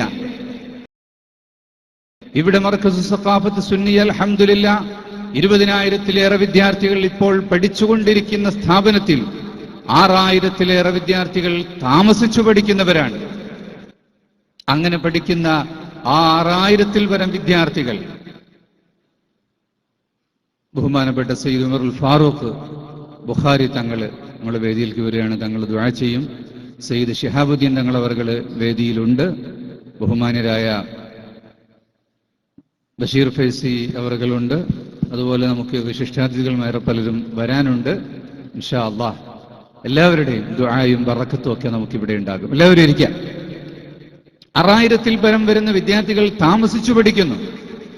നമുക്ക് കണ്ട് വലുതായാൽ പിന്നെ നമുക്ക് വലിയതിന്റെ ആ വലുപ്പം കാണാൻ സാധിക്കൂല. അൽഹംദുലില്ലാഹ്. ഈ കാണുന്നൊരു സദസ്സ് ഇവിടെ എത്ര പേര് ഒരുമിച്ച് കൂടിയിട്ടുണ്ട്? പക്ഷെ മലയാളി സുന്നികളെ സംബന്ധിച്ചിടത്തോളം ഇങ്ങനത്തെ ഒരു സദസ്സ് ഇത് ഒരു ജിദ്ദയിലെ പ്രവർത്തകരെ സംബന്ധിച്ചിടത്തോളം വലുത് തന്നെയായിരിക്കും. കാരണം എപ്പോഴും ഇങ്ങനെ ഉണ്ടാകാത്തത് കൊണ്ട്. മലയാളികളെ ഒരുമിച്ച് കൂടാൻ പറ്റിയ ഒരു സ്ഥലവും ഇവിടെ ഇല്ല എന്ന് പറഞ്ഞത് വളരെ സത്യം തന്നെയാണ്. പക്ഷെ നമ്മൾ ചെറിയ ചെറിയ സദസ്സുകൾ കണ്ടു വലുതായി വരുമ്പോൾ അതിന്റെ വലിപ്പം നമ്മൾ മനസ്സിലാകൂല. യഥാർത്ഥത്തിൽ ഷെയ്ഖുന കുണ്ടൂർ ഉസ്താദ് അള്ളാഹുവിന്റെ ദർജ ഏറ്റു കൊടുക്കുമാറാവട്ടെ. കുണ്ടൂർ ഉസ്താദിന്റെ ജീവിതം ഒരു പ്രത്യേക ഹാലായിരുന്നു, നിങ്ങൾക്കറിയാം. അപ്പോ കുണ്ടൂർ ഉസ്താദിന്റെ വളരെ അടുത്തൊരു സുഹൃത്തിനോട് കുണ്ടൂർ ഉസ്താദ് ഒരിക്കലും തെറ്റി പിണങ്ങി. അപ്പൊ എന്താണ് പിണങ്ങിയതെന്ന് ചോദിച്ചപ്പോ കുണ്ടൂർ ഉസ്താദ് പറഞ്ഞത് അത് അയാൾ ഏപ്പിസ്താദിനോട് പിണങ്ങിയതുകൊണ്ടാ. ഞാനൊരു ദിവസം മർക്കസിലെ കുട്ടികളെ ഇവിടെ കൊണ്ടുവന്ന് ചോറ് കൊടുത്തു. എല്ലാ കുട്ടികളെയും, ഞങ്ങളൊക്കെ പഠിക്കുന്ന സ്കൂളിൽ പോകുന്ന കാലത്താ, കുന്നമംഗലത്തുള്ള ബസ്സുകൾ ഒന്നായിട്ട് വിളിച്ചിട്ട് പോയി. അന്ന് 3000 കുട്ടികൾ അങ്ങനെ ഉള്ളൂ. ആ കൊണ്ടൂരിലെ പറമ്പിൽ വെച്ച് എല്ലാവർക്കും ഭക്ഷണം കൊടുത്ത് എല്ലാവർക്കും ഭക്ഷണം. ഉസ്താദ് പറയാണ്, ഒരു ദിവസം ആ കുട്ടികൾക്ക് എല്ലാവർക്കും കൂടെ ചോറ് കൊടുക്കാൻ ഞാൻ എത്ര ബുദ്ധിമുട്ടിയിട്ടുണ്ട് എന്ന് എനിക്കറിയാം. അങ്ങനത്തെ കുട്ടികൾക്ക് കൊല്ലത്തോടെല്ലാം ചോറ് കൊടുക്കുന്ന ഏപ്പിസ്താദിനോട് അയാൾ പിണങ്ങിയോണ്ടാണ് ഞാൻ പിണങ്ങിയത് എന്ന് പറഞ്ഞത്. ഇവിടെ അപ്പോ ഈ ഇത്രയും കുട്ടികളുടെ എങ്ങനെയാണ് ഈ സ്ഥാപനം നടന്നു പോകുന്നത് എന്നുള്ള ഒരു മഹാ അത്ഭുതം, ഒരു ചോദ്യം ഇവിടെയുണ്ട്. മർക്കസിന് ഈ നൂറുകണക്കിന് മസ്ജിദുകളുടെയും മറ്റുമൊക്കെ പണികൾ ഒരു ഭാഗത്ത് നടക്കുമ്പോൾ മർക്കസ് നടത്തിക്കൊണ്ടുപോകുന്നതിന് എപ്പോഴും ദാരിദ്ര്യവും കഷ്ടപ്പാടും തന്നെയാണ് ഇപ്പോഴും ഉള്ളത്. അതെന്താണ് അതിന്റെ കാരണം? അത് ദിവസേന വിദ്യാർത്ഥികൾ വർദ്ധിച്ചുകൊണ്ടിരിക്കുന്നു, ചെലവുകൾ വർദ്ധിച്ചുകൊണ്ടിരിക്കുന്നു.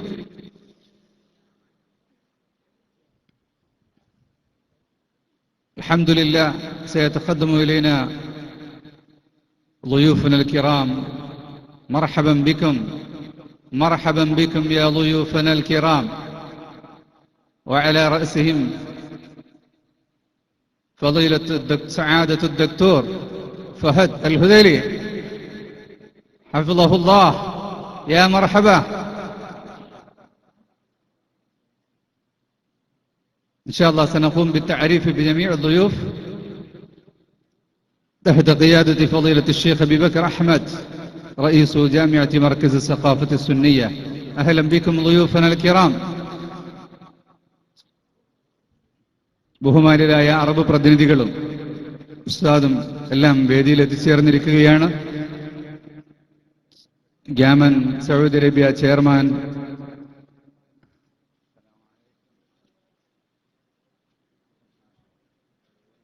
Sheikh Muhammad Rafeeq, Markaz excellency club chairman Chaliyam AP Abdul Kareem Haji തുടങ്ങിയ എല്ലാ വ്യക്തികളും ഇവിടെ എത്തിച്ചേർന്നിട്ടുണ്ട്.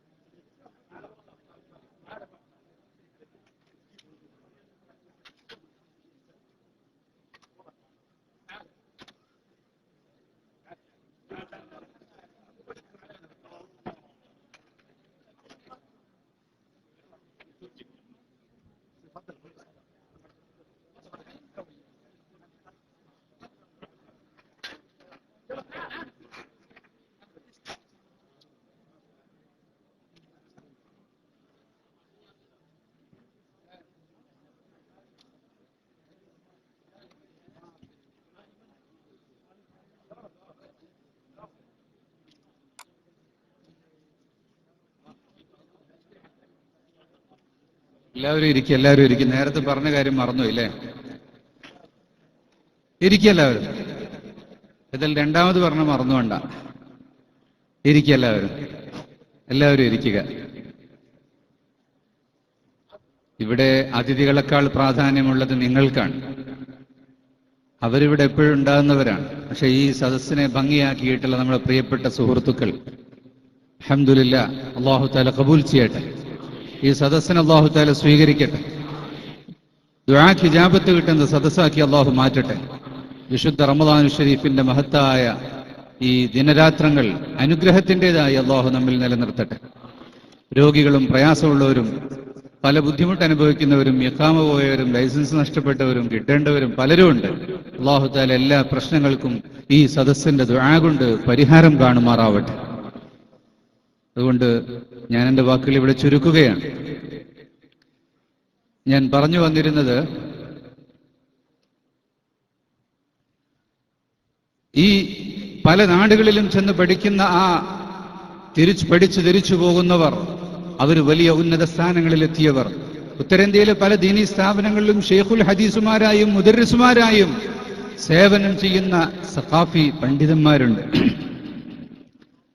കശ്മീരിന്റെ മലമടക്കുകളിൽ, ഓണം കേരള മൂലകളിൽ, മനുഷ്യരെത്തിച്ചേരാത്ത ഇടങ്ങളിൽ, ഗുജ്ജാറുകൾ മാത്രം താമസിക്കുന്ന ഇടങ്ങളിൽ അൽഹംദുലില്ലാഹ് മർക്കസ് പണിതിട്ടുള്ള മസ്ജിദുകളുണ്ട്. അപ്പൊ ഈ 6000-ലധികം വരുന്ന താമസിച്ചു പഠിക്കുന്ന വിദ്യാർത്ഥികളുടെ ഭക്ഷണം, ഇത് നമുക്ക് മനസ്സിലാക്കാൻ കമ്പാരിറ്റീവ് സ്റ്റഡിയിലൂടെ മാത്രമാണ് കാര്യങ്ങൾ എളുപ്പത്തിൽ മനസ്സിലാക്കാൻ സാധിക്കുക. നമ്മുടെ ഒരു വീട്ടിലെ 5 പേരെ പോറ്റുന്നതിനുള്ള ചെലവ് എത്രയാണ് എന്ന് ഓരോരുത്തർക്കും അറിയാം. ഇന്നലെ ഒരു സുഹൃത്ത് പറഞ്ഞു, പൊന്നാനിക്കടുത്ത് എൻ്റെ വീട് വളരെ ചെലവ് കൂടിയൊരു വീടാണ്, അത് വാപ്പവല്യാപ്പാര കാലത്തെ അങ്ങനെ തന്നെ പോകുന്നതാണ്, പള്ളിൻ്റെ അടുത്താണ് നമ്മളെ വീട്, അതുകൊണ്ട് പള്ളിയുമായി ബന്ധപ്പെട്ട് ഒരുപാട് ചെലവുണ്ടാവും, പ്രശ്നമൊന്നുമില്ല, ദുആ ചെയ്യണം എന്ന്. ഇതുപോലെ ചെറിയ കാര്യങ്ങൾക്കുണ്ടാകുന്ന ചെലവുകൾ നമുക്കറിയാം. അപ്പൊ മർക്കസ് 10 വിദ്യാർത്ഥികളെ പോറ്റുന്നതിന് അത് 100 വിദ്യാർത്ഥികളാകുമ്പോൾ എത്രയെന്ന് നമുക്ക് പരിശോധിക്കാം. അത് 200-ഉം 300-ഉം 500-ഉം ആയാൽ ഇൻഷാ അല്ലാഹ് അന അഖ്തതിം അൽ കലാം ഫി മലയാളം ഖരീബൻ ثم انتقل الى العربيه وضيوفنا الكرام ان شاء الله سيتكلمون ونستمع ان شاء الله الى اشعاركم. مرحبا بكم جميعا. അപ്പോൾ ആ ഒരു കാര്യം ആലോചിച്ചാലേ നമുക്കിത് ബോധ്യപ്പെടുകയുള്ളൂ. ഈ അടുത്ത് മർക്കസ് സെൻട്രലൈസ്ഡ് മാനേജ്മെന്റ് സിസ്റ്റത്തിന്റെ ഭാഗമായി മർക്കസിന്റെ മാനേജ്മെന്റിന്റെ ഓരോ കാര്യങ്ങളും ഏകീകരിച്ചു കൊണ്ടുവന്നപ്പോഴാണ് ഇതിന്റെ വലുപ്പം ബോധ്യപ്പെടുന്നത്. ആനയ്ക്ക് ചെവിയുള്ളത് കൊണ്ട് ആനയുടെ ശരീരം കാണില്ല. അതുകൊണ്ട് പ്രശ്നം ആന മറ്റാരെയും വകവരുത്താൻ വേണ്ടി ചിന്തിക്കില്ല. വലുപ്പം നമുക്കറിയില്ല.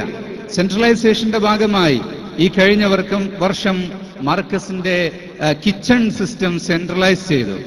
ശരീഅത്ത് കോളേജ്, ഹിഫ്സുൽ ഖുർആൻ കോളേജ്, ഓർഫനേജ്, ബോർഡിംഗ്, ബോർഡിംഗ്, അങ്ങനെ ഇംഗ്ലീഷ് സ്കൂൾ, ആർട്സ് കോളേജ്, വിവിധ സ്ഥലങ്ങളിലായി നടക്കുന്ന ക്യാൻറ്റീനുകൾ, ഫുഡ് കോർട്ടുകൾ കേന്ദ്രീകരിച്ച് ഒരു സ്ഥലത്ത് നിന്ന് പ്രിപ്പയർ ചെയ്ത് അതിന്റെ ആ മാനേജ്മെന്റ് സിസ്റ്റത്തിലേക്ക് കൊണ്ടുവന്നപ്പോൾ ഒരാഴ്ചയിൽ 1.5 ലക്ഷം രൂപയുടെ ചിക്കനാണ് മർക്കസ് വാങ്ങുന്നത്.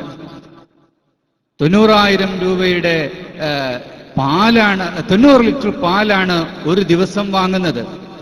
അതുപോലെ അരിയും പഞ്ചസാരയും കണക്ക് കൂട്ടിയാൽ എത്ര കച്ചവടക്കാർക്ക് കച്ചവടം നടത്താൻ മാത്രം ഉൽപ്പന്നങ്ങളാണ് ഇത്രയും വലിയ ഒരു കമ്മ്യൂണിറ്റിയിലേക്ക് പോകേണ്ടി വരുന്നത് എന്ന് നോക്കുമ്പോൾ നമുക്കതിനെ സെൻട്രലൈസ് ചെയ്തപ്പോൾ ഒരു 10-15% ചെലവ് ചുരുക്കാൻ സാധിച്ചു. അൽഹംദുലില്ലാ. ഇപ്പൊ പുതിയൊരു പദ്ധതി മർക്കസ് ഈ വർഷം പുതിയൊരു പദ്ധതി ഇട്ടിരിക്കുന്നത് ഈ സ്ഥാപനങ്ങളിലേക്ക് ആവശ്യമായ ഭക്ഷ്യവസ്തുക്കളിലെ മുഖ്യമായ മാംസ്യവും മുട്ടയും അതുപോലെ പച്ചക്കറികളുമെല്ലാം സ്വയം ഉൽപ്പാദിപ്പിക്കാനുള്ള ഒരു പദ്ധതിയാണ്.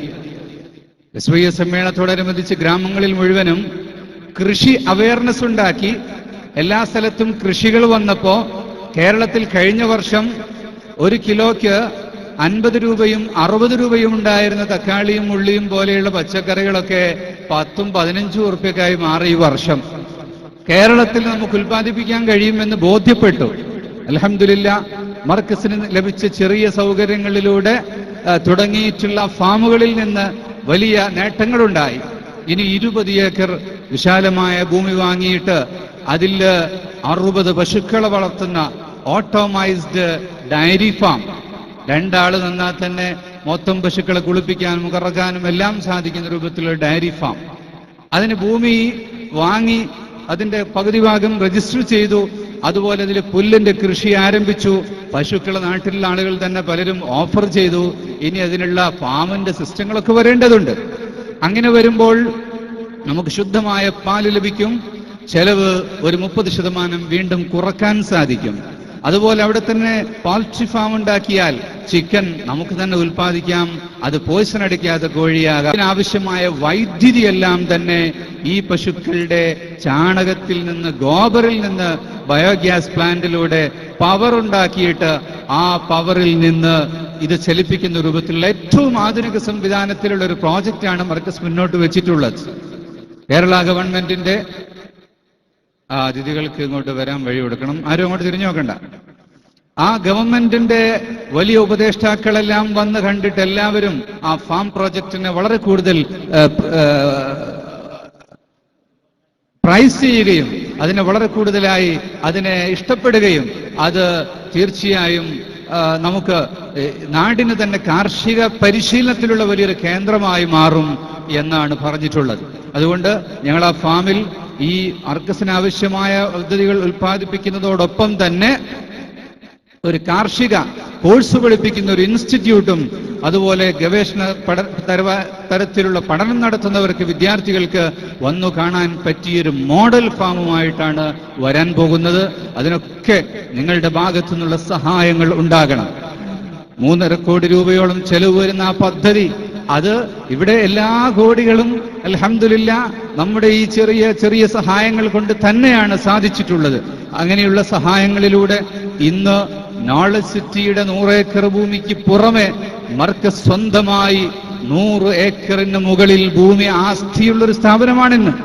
ഇത്രയും വിശാലമായ ഭൂമികളും അതിൽ ലക്ഷക്കണക്കിന് സ്ക്വയർ ഫീറ്റ് കെട്ടിടങ്ങളും അതിലായിരക്കണക്കിന് കുട്ടികളും, അങ്ങനെ വലിയ ഒരു സാമ്രാജ്യമായി നമ്മുടെ സ്ഥാപനം ഇന്ന് വളർന്നിട്ടുണ്ടെങ്കിലും ഇന്ത്യയിലെ ജനങ്ങളുടെ ആ പോപ്പുലേഷൻ 25 കോടിയിലേറെ വരുന്ന ജനങ്ങളിലെ, ആ മുസ്ലിം ജനങ്ങളിലെ അവരുടെ കമ്പയർ ചെയ്ത് നോക്കുമ്പോൾ വിദ്യാഭ്യാസപരമായി നമ്മൾ എവിടെയും എത്തിയിട്ടില്ല. നമുക്കിനിയും എത്രയോ ദൂരം സഞ്ചരിക്കാനുണ്ട്. ഇനിയും ആയിരക്കണക്കിന് മദ്രസകളും കോളേജുകളും സ്കൂളുകളും അതുപോലെ സ്ഥാപനങ്ങളും എല്ലാം വളർന്നു വരേണ്ടതുണ്ട്. ഇതെല്ലാം വളർന്നു വരണമെങ്കിൽ ഈ സ്ഥാപനം നിലനിൽക്കണം. അതിൽ നിന്ന് ഇപ്പോൾ വന്നുകൊണ്ടിരിക്കുന്ന പ്രൊഡക്ഷൻ, കരുത്തുറ്റ ആ പ്രൊഡക്ഷൻ അതിനിയും ഉണ്ടായിക്കൊണ്ടേയിരിക്കണം. ഒരു സഖാഫിയെ നിങ്ങൾ പടച്ചുവിട്ടാൽ നിങ്ങൾ ഉണ്ടാക്കുന്നത് വലിയൊരു പ്രസ്ഥാനത്തെയാണ്.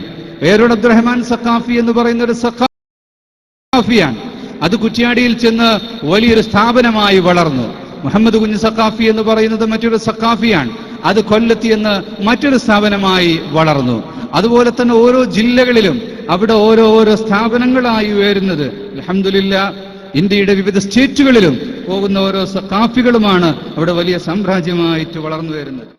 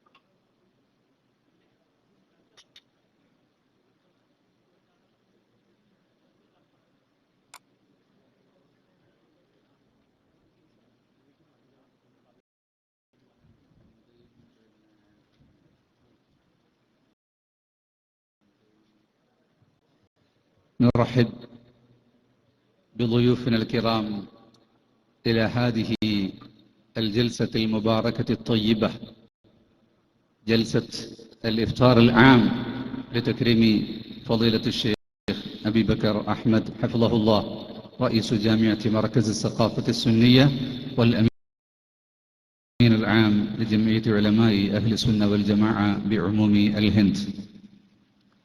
نرحب بضيوفنا الكرام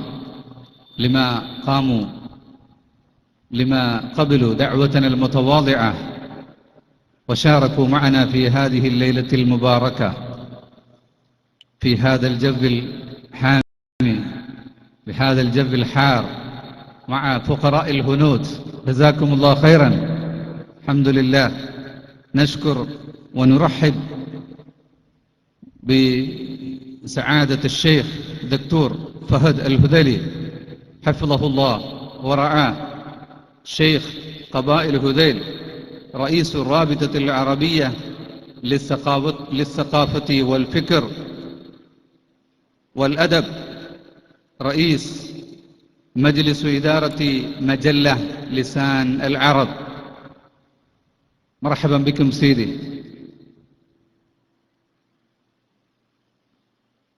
ونرحب بفضيلة الشيخ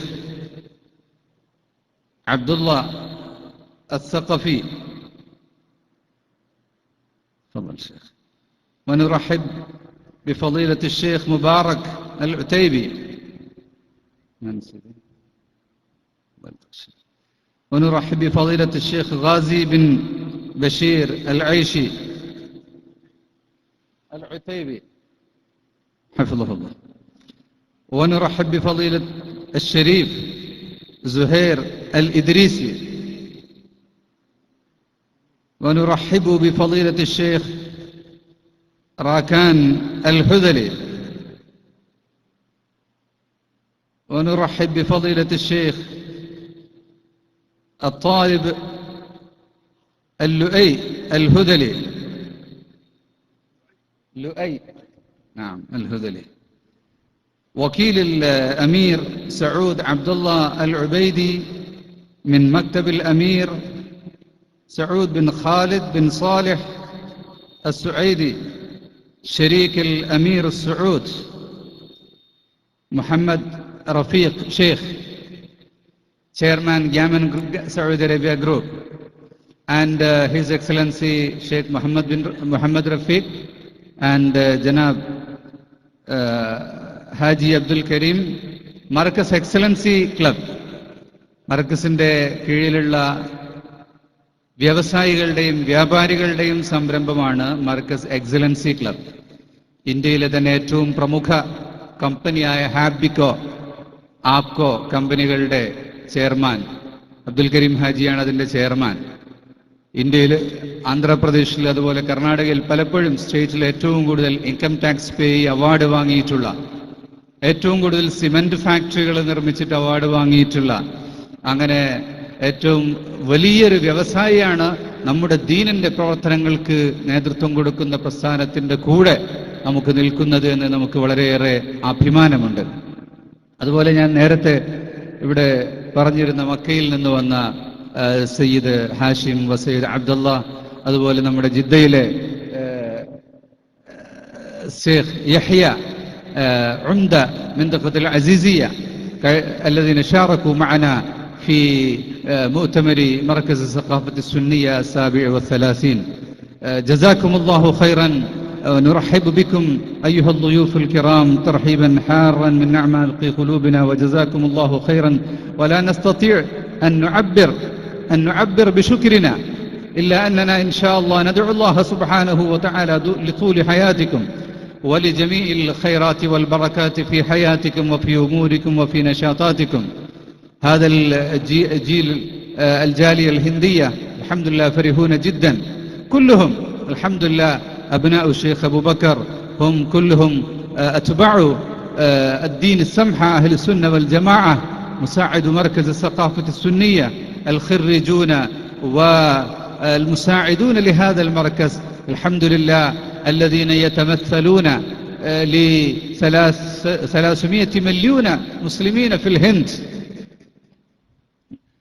إن المملكة العربية السعودية لها فضل كبير على مساعدة هذه الجالية الهندية لما يقومون بنشر الدعوة الإسلامية. الله خيرا. على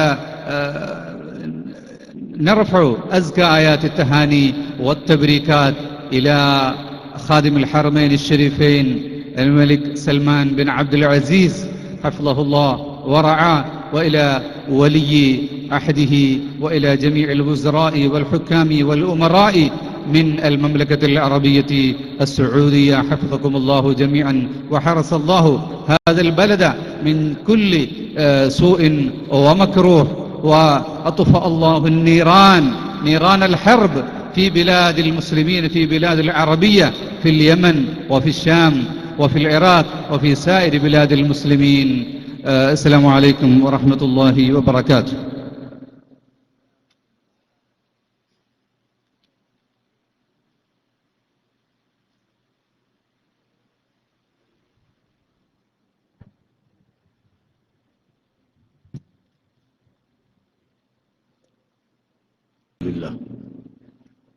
ثم الحمد لله. الحمد لله رب العالمين، والصلاة والسلام على سيد الأنبياء والمرسلين وعلى آله وأصحابه أجمعين. أما بعد،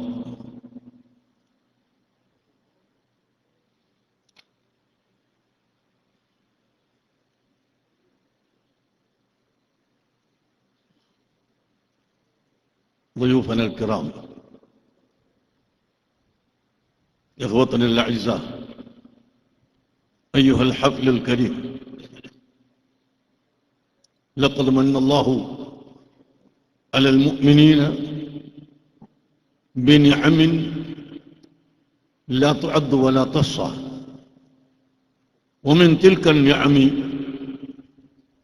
شهر رمضان المبارك. وفي هذا الشهر المبارك نزل القرآن الذي هو أكبر معجزة من معجزات النبي صلى الله عليه وسلم، لا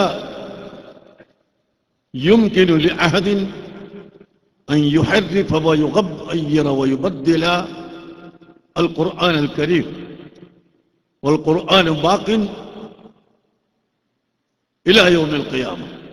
إنا نحن نزلنا الذكر وإنا له لحافظون.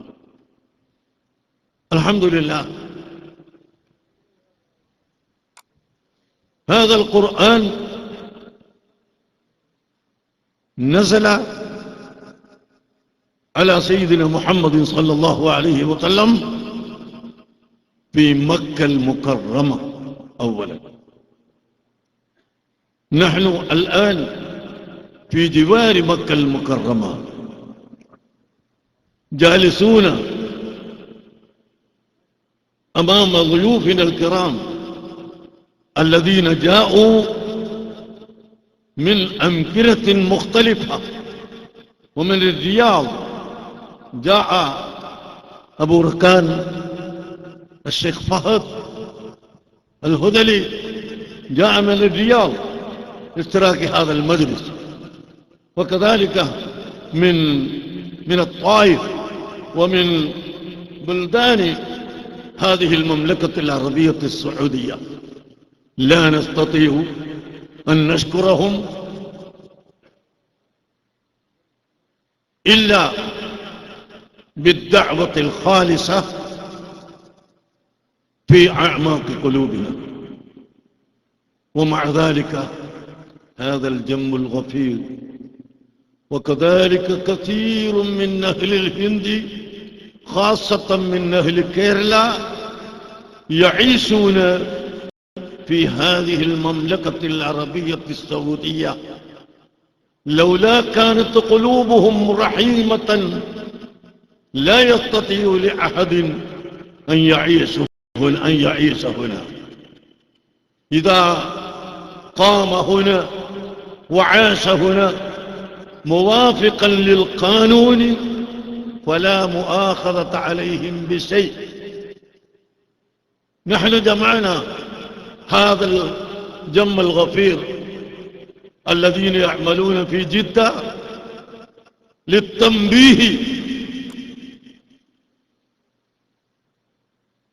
على ينبغي لكل واحد منهم أن يقفوا على قوانين هذه المملكة العربية السعودية.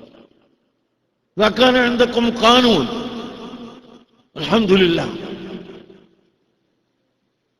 لا شيء عليكم، وإن كان مخالفا للقانون فيعاقب، وهو ليس ببعيد، وهو جار في كل البلاد حتى في الهند. بالنسبة إلى هذه المملكة العربية السعودية ما شاء الله بلاد الحرمين الشريفين يعيش كثير من المسلمين من بلادنا الفقيرة، ومن سبب هؤلاء العمالة والتجار يرفع المساجد والمدارس والمعاهد الدينية في بلادنا. ما من مسجد ولا مدرسة ولا كلية ولا جامعة ولا معهد ديني إلا وله حظ لهذه المملكة العربية السعودية، ولله الحمد. ولذلك نرفع أقصى آيات التهاني والتبريكات والاحترام إلى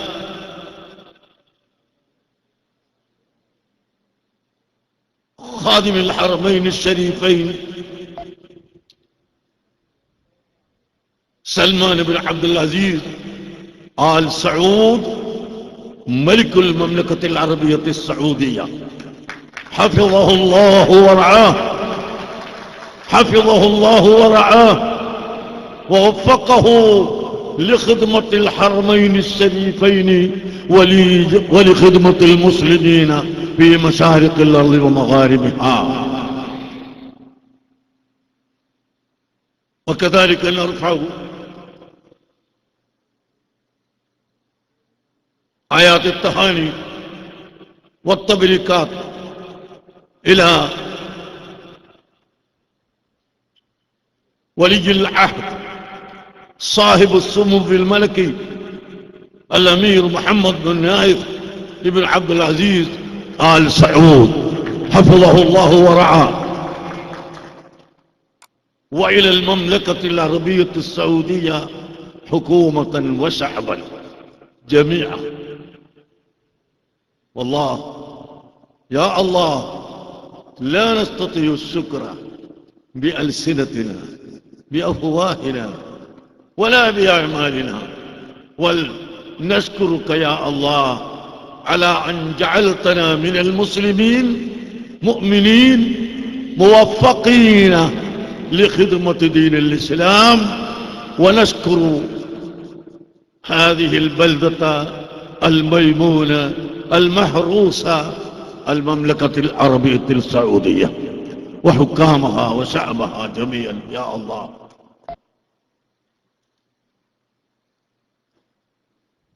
لا أكرر ذكر أسماء الحاضرين، إن شاء الله كلهم يتحملون المشاق هنا بالحرارة، ولكن بالجلوس مع الفقراء إن شاء الله دقائق يكون لكم ولنا ولكم فائدة في الدنيا والأخرى. عندنا دخل الإسلام في كيرلا في زمن النبي صلى الله عليه وسلم، القصة طويلة لا أذكر هذه القصة الطويلة، ولكن ملك من الملوك رأى انشقاق القمر الذي وقع في مكة المكرمة بعينيه، فاشتاق إلى أن يطلع إلى حقيقة الحال. فلما جاء التجار من الحجاز أضافهم وأكرمهم وسألوهم عن هذه الواقعة فأخبروا به.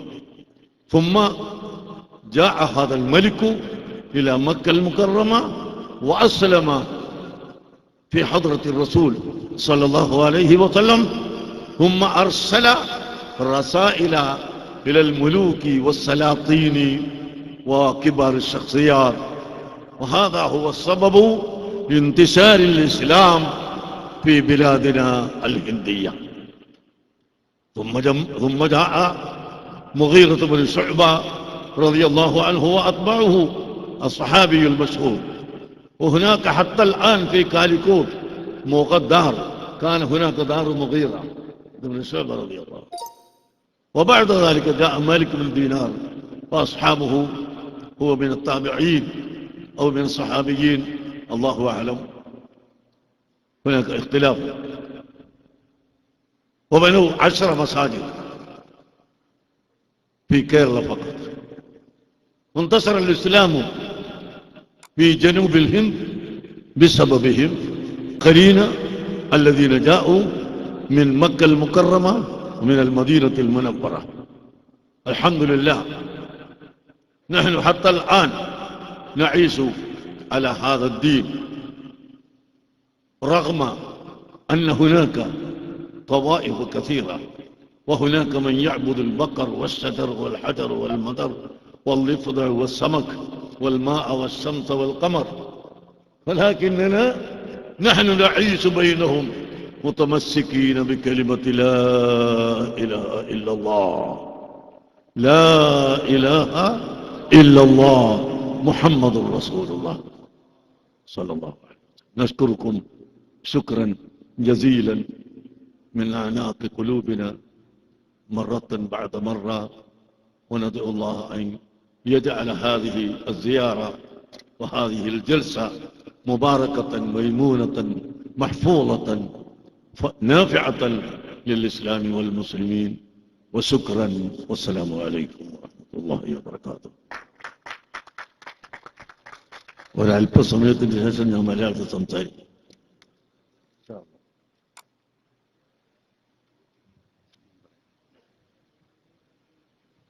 ഇനി ചെറിയ ഒരറബി സംസാരം, ഈ മൊത്തം അതിഥികളെ പ്രതിനിധീകരിച്ചുകൊണ്ട് ഒരാൾ സംസാരിക്കും.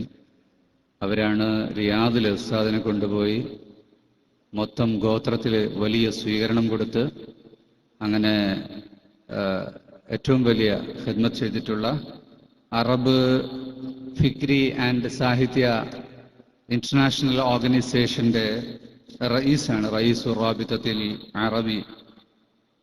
അദ്ദേഹം അതുപോലെ തന്നെ ലിസാനുൽ അറബ് എന്ന് പറഞ്ഞ മജല്ലയുടെ റയീസാണ്.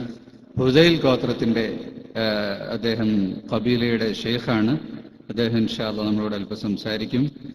പിന്നെ അതിനുശേഷം അദ്ദേഹം ഉസ്താദിന് അവരുടെ ഗോത്രത്തിന്റെ വകയായുള്ള ഒരു തക്രീം നടത്തും. അതിനുശേഷം നമ്മുടെ ഇന്ത്യൻ കമ്മ്യൂണിറ്റിയുടെ വകയായി, മർക്കസിന്റെ വകയായി എല്ലാ അതിഥികൾക്കുള്ള ഒരു മെമന്റോ കൊടുക്കും. പിന്നെ ഉസ്താദ് സംസാരിക്കും. والآن إن شاء الله سيلقي إليكم بعض الكلمات فضيلة الشيخ سعادة الشيخ الدكتور فهد الهذيلي رئيس قبائل الهذيل، رئيس الرابطة العربي للثقافة والفكر والأدب، ورئيس مجلس إدارة مجلة لسان العرب. ثم يكرم سعادته الشيخ أبو بكر لخدماته عن قبيلته، فليتفضل مشكورا.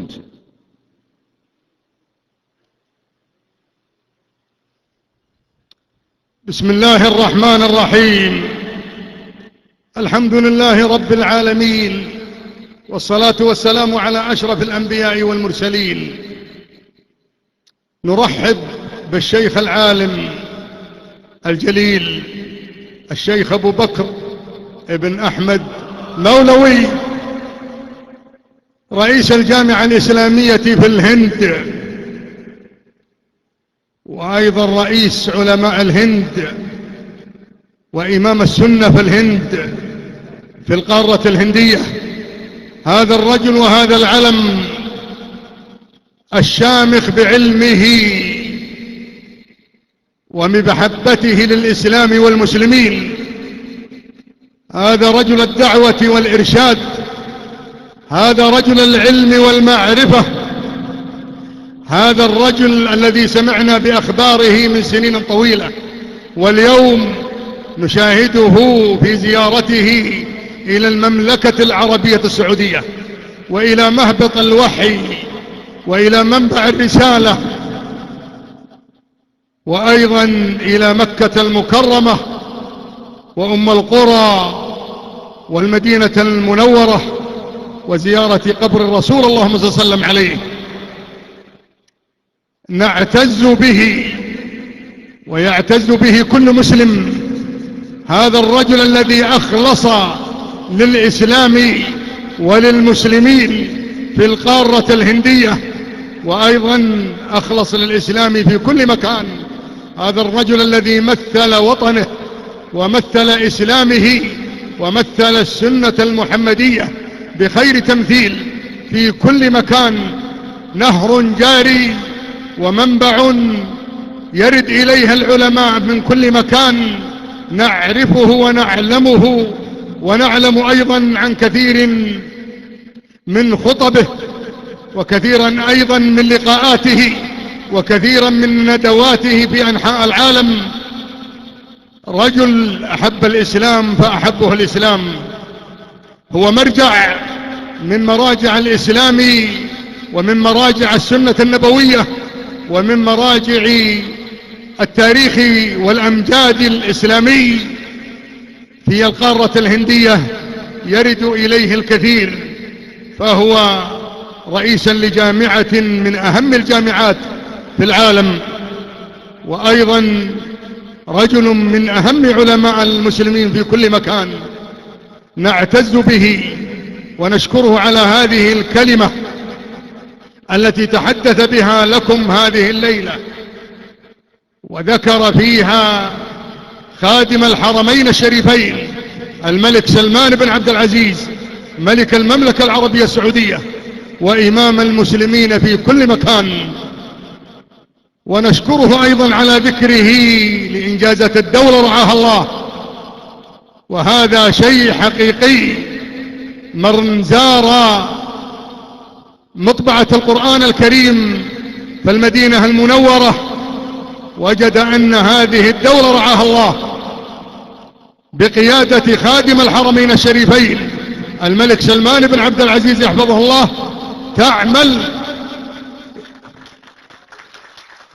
تعمل جاهدة لكل المسلمين في كل مكان.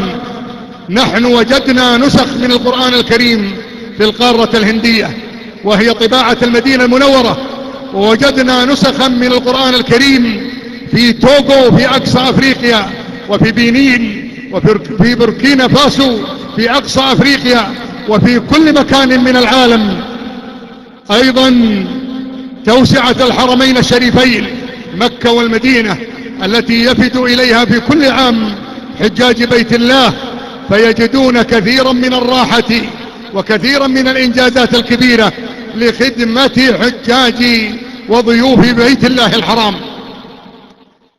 أيضا الإرشاد والدعوة، طباعة الكتب في السنة النبوية، الأحاديث. نسأل الله سبحانه وتعالى أن يديم الأمن والأمان على هذه البلاد وعلى كل بلاد المسلمين في كل مكان، وأن رعاية حكومتنا الرشيدة بقيادة خادم الحرمين الشريفين الملك سلمان بن عبد العزيز يحفظه الله، وولي عهده صاحب السمو الملكي الأمير محمد ابن نايف بن عبد العزيز آل سعود ولي العهد ووزير الداخلية النائب الثاني لمجلس الوزراء، ورعايتهم لكل المسلمين في كل مكان، وأيضا للسنة النبوية وانتشارها والحفاظ عليها.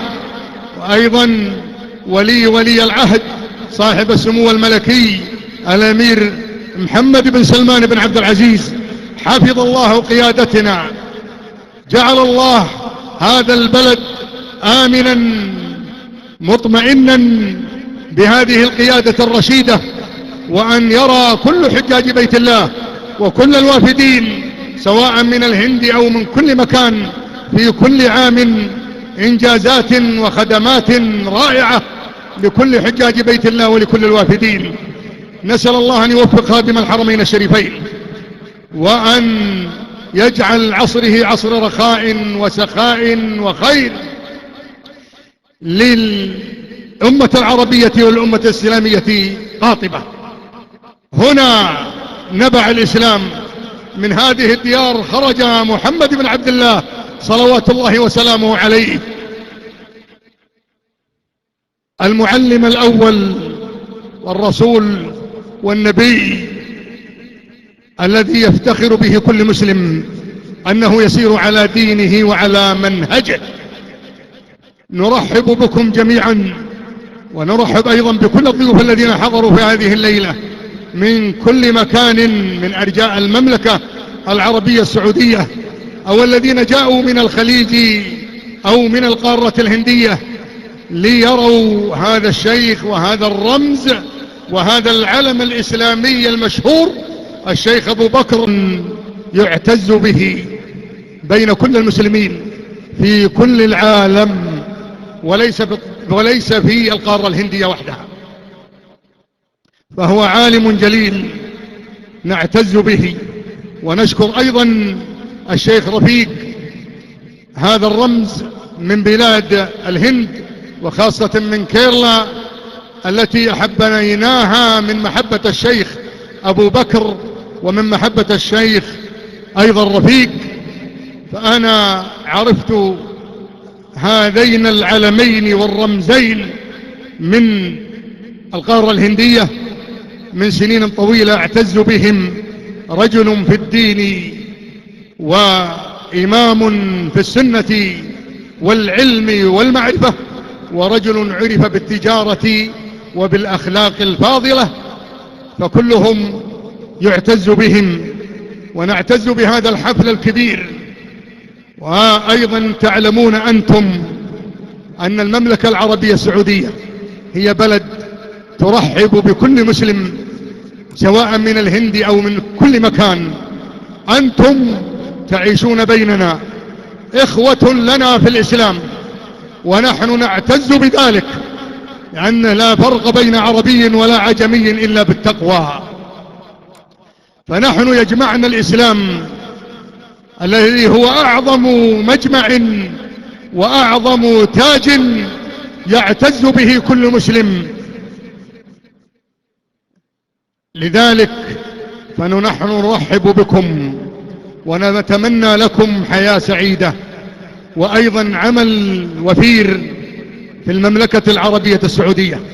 وأنتم تعلمون أن قيادتنا الرشيدة بقيادة خادم الحرمين الشريفين وبوزاراتها المشكلة أن هناك وزارة للعمل وللعمال ترعى كل عامل في المملكة العربية السعودية بتوجيه من خادم الحرمين الشريفين، ونسأل الله لكم التوفيق.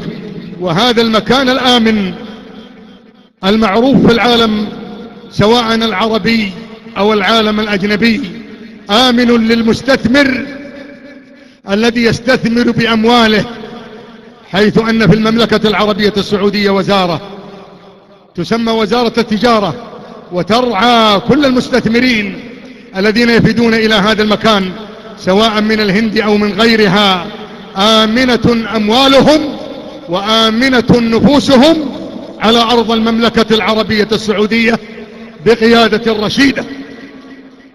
فنسأل الله التوفيق لكم جميعا، ونرحب بكل من حضر هذه الليلة وشارك في هذا الحفل الكبير عند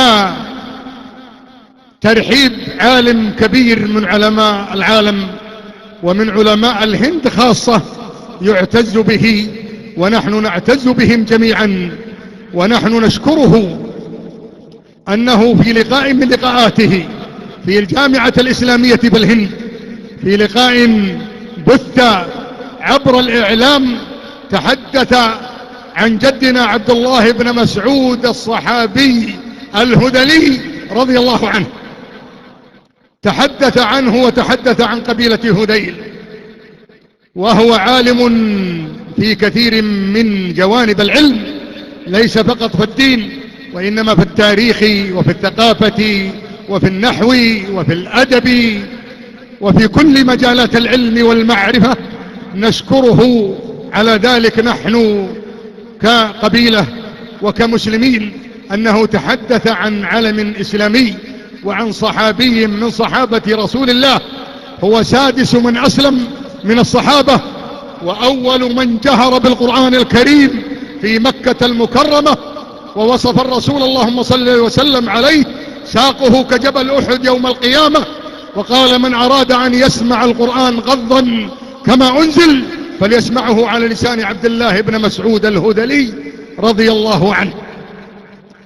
نشكره على ذلك، ونشكركم جميعا على تواجدكم، ونشكر أيضا ابن ابن الشيخ وهو عالم ابن عالم سواء في اللغة العربية أو في جوانب الإسلام أو في السنة النبوية خاصة، نعتز به امتدادا لعالمنا وعالمكم الكبير الشيخ أبو بكر بن أحمد ميلوي، نسأل الله له الحفظ والتوفيق.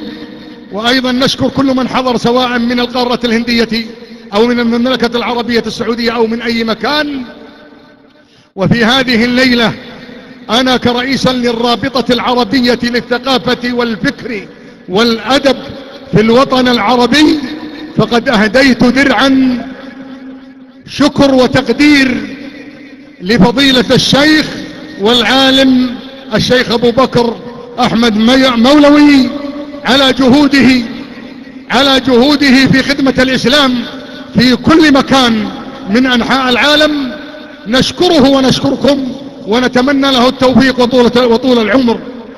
أم القرى بجلالها تتلالى فتزيد في شم الجبال جلالا، لبست حلى الآلاء عقد شموخها ورنت إلى العليا تتيه جمالا، أوليس منها الله أعلن وحيه ليهد أصناما بها وضلالا، وبها لأحمد سيرة نبوية سار الزمان بسيرها مختالا، الكعبة الغراء في أحضانها رمز يحط عن الورى الأثقالا، تتنزل الرحمات بأرجائها فلقد حباها ربها الإفضال. تاريخ أجداد لكم وحضارة صال الهدى فيها أغر وجالا، واليوم تشرق في سماء سعودها شمس بها عقد العلو تلالا، بفوارس شم العنوف فعالهم أضحى لها سبر الخلود مجالا. صرح بنى عبد العزيز أساسه فكر يحقق للعلا الآمال، صقر الجزيرة كيف ينسى ذكره وبه يقيم من الهدى ما مالا. فردا تجلى أمة بنهوضها زرع الجزيرة همة ورجالا، وتتالت البشرى بأبناء له صنعوا الذي قد كان قبل محالا. فسل الجبال بمكة وشعابها فعلى الجبال ترى الملوك جبالا، فبخادم الحرمين لان منيعها وبها المعين من الجلامد سالا. ملك أقام العدل في أرجائها فتحققت أقواله وأفعالا، ملك أقام العدل في أرجائها فتحققت أقواله أفعالا. شكرا لكم جميعا الأصغر.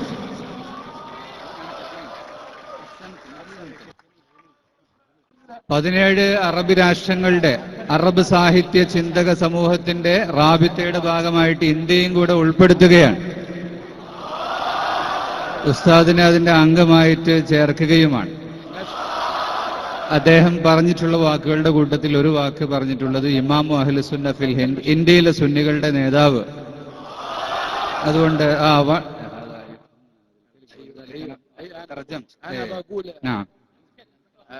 സർട്ടിഫിക്കറ്റ് വായിക്കുന്നു.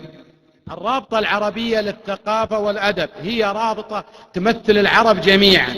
فاليوم الشيخ أبو بكر أحمد مولوي احنا نعتبره مو بس هندي، عربي، لأنه أخذ درع الرابطة، وهذا الدرع يهدى للرموز العربية، والهند نعتبرهم عربا أخواننا في الإسلام. وكيف لا ننسى محمد إقبال والرموز التي خدمت الإسلام. فشيخنا اليوم يمثل الرابطة العربية ويمثل كل القبائل العربية وكل المجتمع العربي المسلم. والله يوفقك يا شيخ فهد، وأهلا بأخواننا في الهند، أخوة وإخوان وأصدقاء ومسلمين واحدين باقين أبدا آبدين. تفضل. الله أكبر.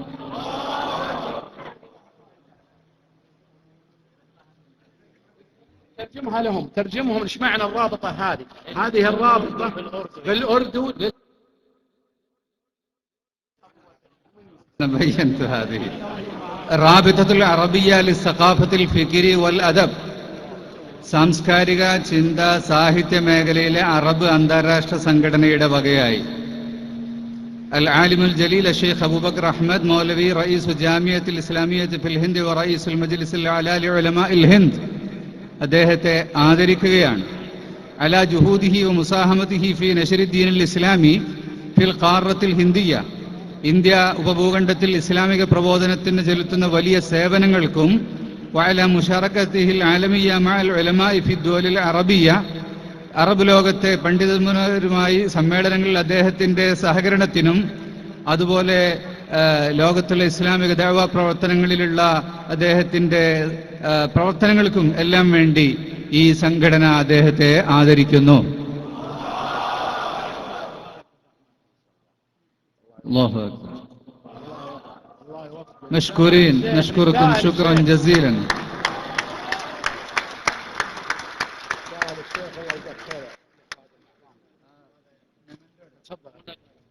الله يجزاكم عظيم الاجر. كل خير يا شيخ. نشكر على هذا التكريم شكرا جزيلا، ونشكر مع الضيوف أيضا الشيخ رفيق الذي كان واسطة لهذه الأمور، الله يبارك له.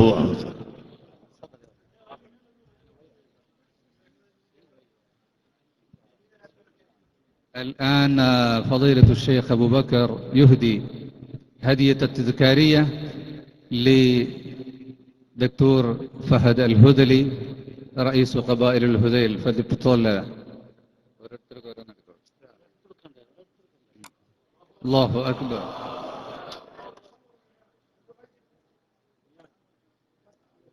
أبناء الشيخ ركان ولؤي أبناء الشيخ فهد.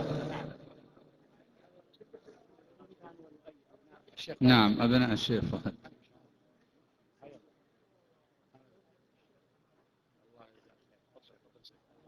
تفضل.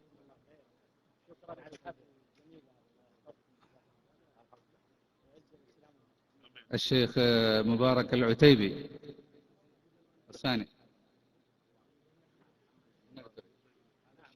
الشيخ مبارك العتيبي.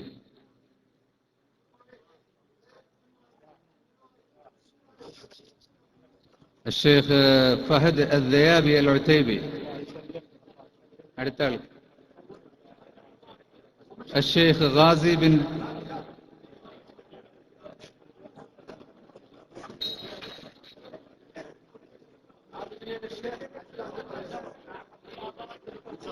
الله أكبر. الشيخ غازي بن بشير العتيبي فليتفضل.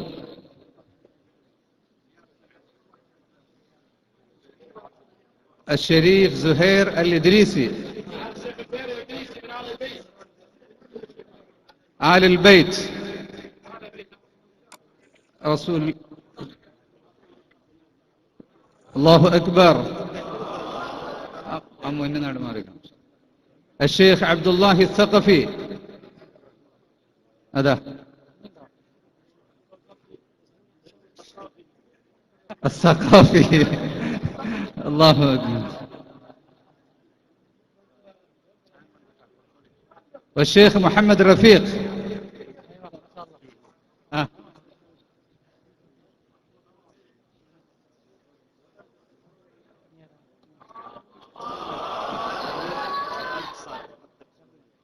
مكتب الأمير سعود خالد بن صالح السعيدي فليتفضل. الله. هاجي عبد الكريم الهندي. അവാർഡ് ഒന്ന് നേരെ നിങ്ങൾ കൂടി കൊടുക്കും. അല്ലാഹു അക്ബർ.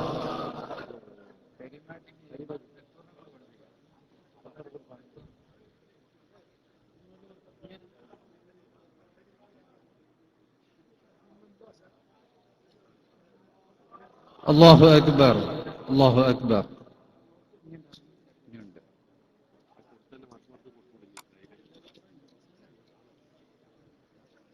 السيد عثمان بن يحيى البكري. سيد عثمان تفضل. وسيد هاشم جندان.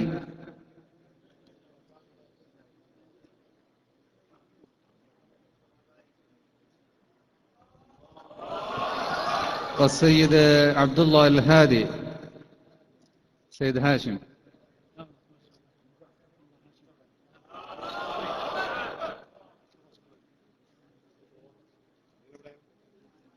കഴിഞ്ഞില്ലേ? മൂപ്പർക്കൊന്ന് എടുത്തെടുത്തേ ഇങ്ങോട്ട് കൊടുത്തു. അല്ലാഹു അക്ബർ. മഷ്കൂർ. ജസാക്കുമുല്ലാഹ് ഖൈർ. എല്ലാവരും ഇരിക്കും. ഉസ്താദ് സംസാരിക്കാൻ പോവാണ്. ഇവർക്ക് കൊടുത്തോ? സുഹൃത്തുക്കളെ, നമുക്കറിയാം വളരെ തിരക്ക് പിടിച്ച ദിവസമാണ്. എല്ലാവർക്കും പെട്ടെന്ന് പോകേണ്ടതാണ്. ഇന്ന് കാര്യമായി ഒരു പ്രസംഗം അല്ല നമ്മുടെ ഉദ്ദേശം. റമദാനിന്റെ ഈ പുണ്യദിനത്തിൽ അല്ലാഹു അക്ബർ ഇഫ്താറിന് വേണ്ടി ഒരുമിച്ച് കൂടുക, ഉസ്താദിന്റെ സാന്നിധ്യത്തിൽ പങ്കെടുക്കുക, ദുആയിൽ കൂടുക എന്നുള്ളതാണ്. അതുകൊണ്ട് ഉസ്താദ് നമ്മളോട് അല്പസമയം സംസാരിക്കും, പിന്നീട് ദുആ ചെയ്യും. അതുപോലെ ബഹുമാനരായ സയ്യിദ് ഉമറുൽ ഫാറൂഖ് തങ്ങൾ ഉൾപ്പെടെയുള്ള സയ്യിദുമാരും പണ്ഡിതന്മാരും എല്ലാവരുടെയും ആ സാന്നിധ്യവും എല്ലാം ഇന്ന് ഇവിടുത്തെ ICF-ന്റെയും RSC-യുടെയും മർക്കസിന്റെയും എല്ലാം പ്രവർത്തകർക്ക് വളരെയേറെ സന്തോഷമുള്ള ഒരു ദിവസമാണ്. ഇൻഷാഅല്ലാഹ് أنا أترجم هذا الكلام الذي سمعنا من المشايخ فقط. എല്ലാവരും ഇരിക്കുക, എല്ലാവരും ഇരിക്കുക, നിങ്ങളൊന്നിരിക്കുക. നമ്മളെ അതമ്പ് കാണിച്ചു കൊടുക്കണം, അച്ചടക്കവും.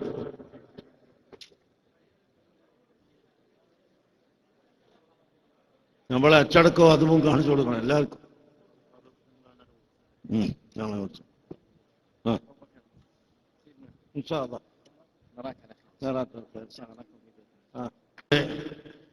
ഒരു മെമ്പറായി നിന്നെ ഞങ്ങൾ പരിഗണിക്കുന്നു എന്നാണ് ഈ ഇക്റാമ് ചെയ്തുകൊണ്ട് അവർ പ്രഖ്യാപിച്ചിട്ടുള്ളത്. ഇത് വിനീതനായ എൻ്റെ ഒരു പവർ അല്ല, മറിച്ച് മുഅ്മിനീങ്ങളായ നിങ്ങളെപ്പോലുള്ള ധാരാളം ആളുകളുടെ ദുആ ബർക്കത്ത് ആണ് എന്ന് ഞാൻ മനസ്സിലാക്കുന്നു. ഈ വന്നത് ഇപ്പടുത്ത് അധികാരമേറ്റ ഈ രാജാവിന് സ്വാഗതം പറഞ്ഞതും ഇന്ന് സാധുവായ എനിക്ക് സ്വാഗതം പറഞ്ഞതും ഒരേ വ്യക്തിയാണ്. നിങ്ങൾക്ക് വാട്സപ്പിലൊക്കെ കാണാം. അദ്ദേഹമാണ് ഷെയ്ഖ് സൽമാന് ഇവിടെ മക്കയിൽ വന്നപ്പോൾ സ്വാഗതം പറഞ്ഞിട്ടുള്ളത്. അവർ റിയാദിൽ നിന്ന് നമ്മുടെ നോമ്പുവർക്ക് വന്നത് തന്നെ, വേറൊരാവശ്യത്തിനും വന്നതല്ല. അതുപോലെ തായിഫിലെ വലിയൊരു ഷെയ്ഖ് ഇന്ന് ഇവിടെ വന്നു.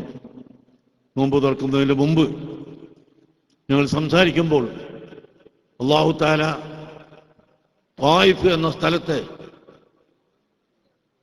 മറ്റൊരു സ്ഥലത്ത് നിന്ന് എടുത്ത് അവിടെ വെച്ചു തന്നിട്ടുള്ളത് ബഹുമാനപ്പെട്ട ഇബ്രാഹിം നബി അലൈഹിസ്സലാമിന്റെ ദുആ കൊണ്ടാണ് എന്ന് അദ്ദേഹം പറയുകയുണ്ടായി. തായിഫ് എന്ന സ്ഥലം അല്ലാഹു തആല അങ്ങനെ മാറ്റിക്കൊടുത്തതാണ്. പരിശുദ്ധ മക്ക, ആ മക്കയുടെയും അതിൻ്റെ ചുറ്റുഭാഗവും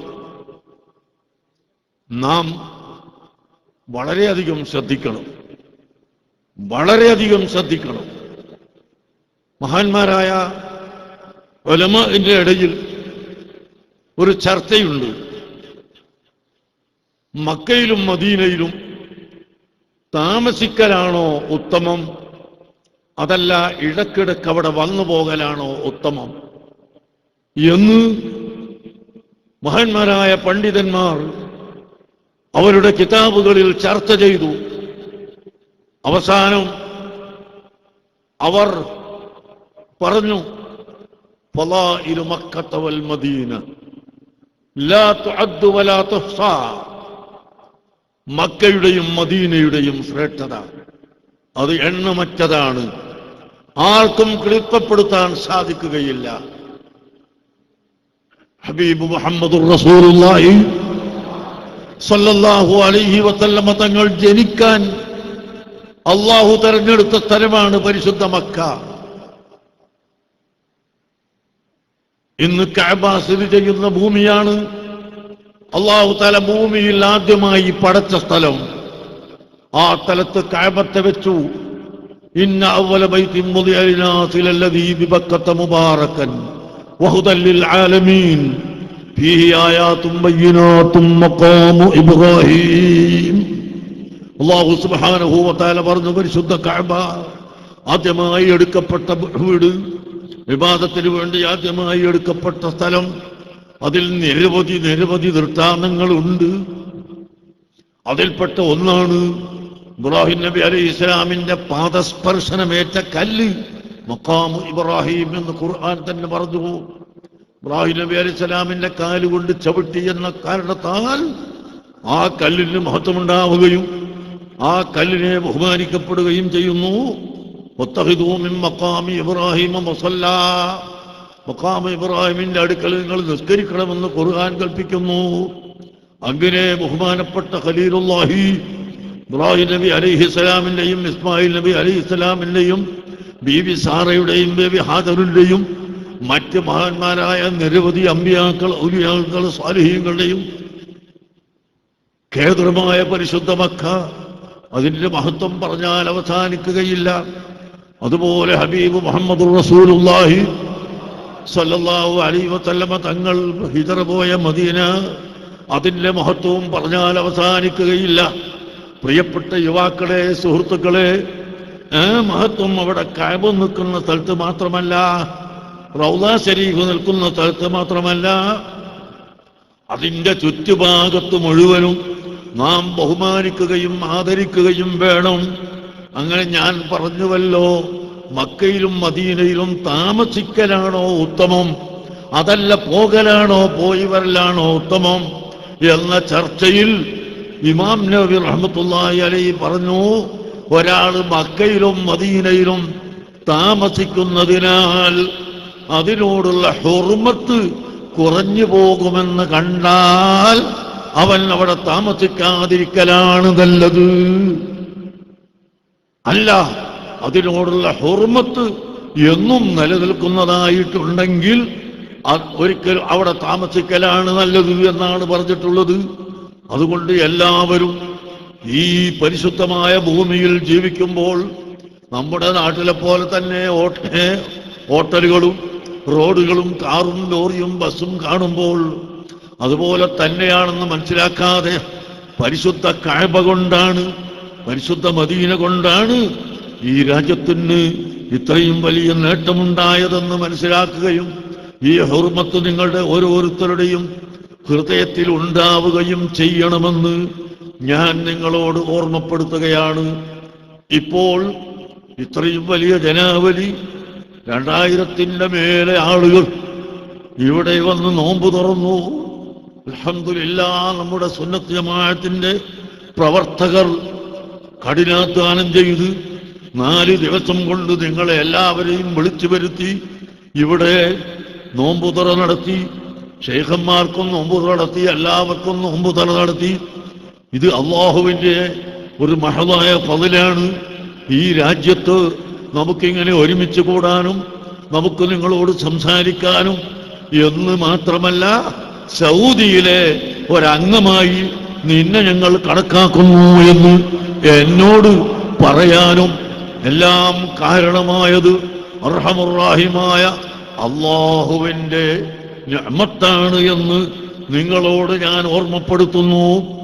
പിന്നെ എന്നോട് പലരും അസ്സലാമു അലൈക്കും വഅലൈക്കും അസ്സലാം സലാം പറഞ്ഞു, ഉസ്താദെ എന്തൊക്കെ റാഹത്ത് തന്നെയല്ലേ എന്ന് ചോദിക്കും. മുഅ്മിനീങ്ങളാണ്, നമ്മളെ വലിയ മുഹിബ്ബീങ്ങളായ ആളുകൾ, ജീവിതത്തിൽ ഒരിക്കലും കാണാത്ത ആളുകൾ, ഒരു പ്രാവശ്യം കണ്ടാൽ തരക്കേടില്ലെന്ന് ആഗ്രഹിക്കുന്നവർ, കാണാതെ ദുആ ചെയ്യുന്നവർ. ചില ആളുകളൊക്കെ എന്നെ കാണുമ്പോൾ, ഉസ്താദെ 25 കൊല്ലമായി ഉസ്താദിന്റെ കൈയൊന്ന് പിടിക്കാൻ ഞാൻ ആഗ്രഹിച്ചുകൊണ്ടിരിക്കുകയായിരുന്നു. ഞങ്ങൾ ഉസ്താദിന് വേണ്ടി ദുആ ചെയ്യാറുണ്ട്, ഞങ്ങൾ ഖുർആൻ ഓതി ദുആ ചെയ്യാറുണ്ട് എന്നൊക്കെ പറയുന്ന എത്രയോ 10,000 ലക്ഷങ്ങൾ ഈ മുഅ്മിനീങ്ങളായ ജനങ്ങളുടെ ഹൃദയത്തിൽ നിന്ന് വരുന്ന സ്നേഹവും ദുആയും അത് മാത്രമാണ് നമ്മുടെ ലക്ഷ്യമെന്ന് ഞാൻ പ്രത്യേകം നിങ്ങളോട് ഓർമ്മപ്പെടുത്തുകയാണ്. അതിനുവേണ്ടിയാണ് നമ്മൾ ജീവിക്കുന്നത്. ഈ മഹബ്ബത്താണ് നമ്മുടെ മഹബ്ബത്ത്, ഈ മഹബ്ബത്താണ് നമ്മുടെ ഏറ്റവും പ്രധാനപ്പെട്ട വിഷയം എന്ന് ഞാൻ നിങ്ങളെ ഓർമ്മിപ്പിക്കുകയാണ്. മുഅ്മിനീങ്ങൾ തമ്മിൽ ഒരിക്കലും ചീത്ത പറയാൻ പാടില്ല, ആരെയും ആക്ഷേപിക്കാൻ പാടില്ല, കളവ് പറയാൻ പാടില്ല. അതല്ലേ പരിശുദ്ധ ഇസ്ലാം നമ്മളെ പഠിപ്പിക്കുന്നത്. അതാണ് പരിശുദ്ധ ഇസ്ലാം പഠിപ്പിക്കുന്നത്. ശ്രദ്ധിച്ച് മനസ്സിലാക്കണം. അക്രമുന്നാസി ഇൻദല്ലാഹി അഹ്സനുഹും അഖ്ലാഖാ. അക്രമുന്നാസി ഇൻദല്ലാഹ്, അല്ലാഹുവിന്റെ അടുക്കൽ ഏറ്റവും അക്രമ്, അഹ്സനുഹും അഖ്ലാഖാ, നിങ്ങളിൽ വെച്ച് ഏറ്റവും നല്ല സ്വഭാവി ആരാണോ അവനാണെന്ന് നബി സല്ലല്ലാഹു അലൈഹി വസല്ലം തങ്ങൾ പറഞ്ഞു. അതുകൊണ്ട് നമ്മൾ ഈ കാണുന്ന ഒരുമിച്ച് കൂടൽ കൊണ്ട് നമ്മൾ പഠിക്കേണ്ടത് നമ്മുടെ സൽ സ്വഭാവമാണ്.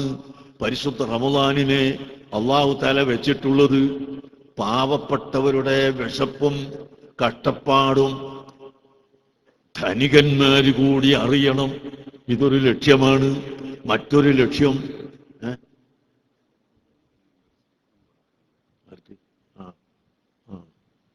അതുകൊണ്ട് എല്ലാ ആളുകളും നല്ലപോലെ ഓർമ്മയിൽ വെച്ച് പരിശുദ്ധ റമളാൻ ശഹ്റു റമളാൻ അല്ലദീ ഉൻസില ഫീഹിൽ ഖുർആനു ഹുദൽ ലിന്നാസി വബയ്യിനാത്തിൻ മിനൽ ഹുദാ വൽ ഫുർഖാൻ.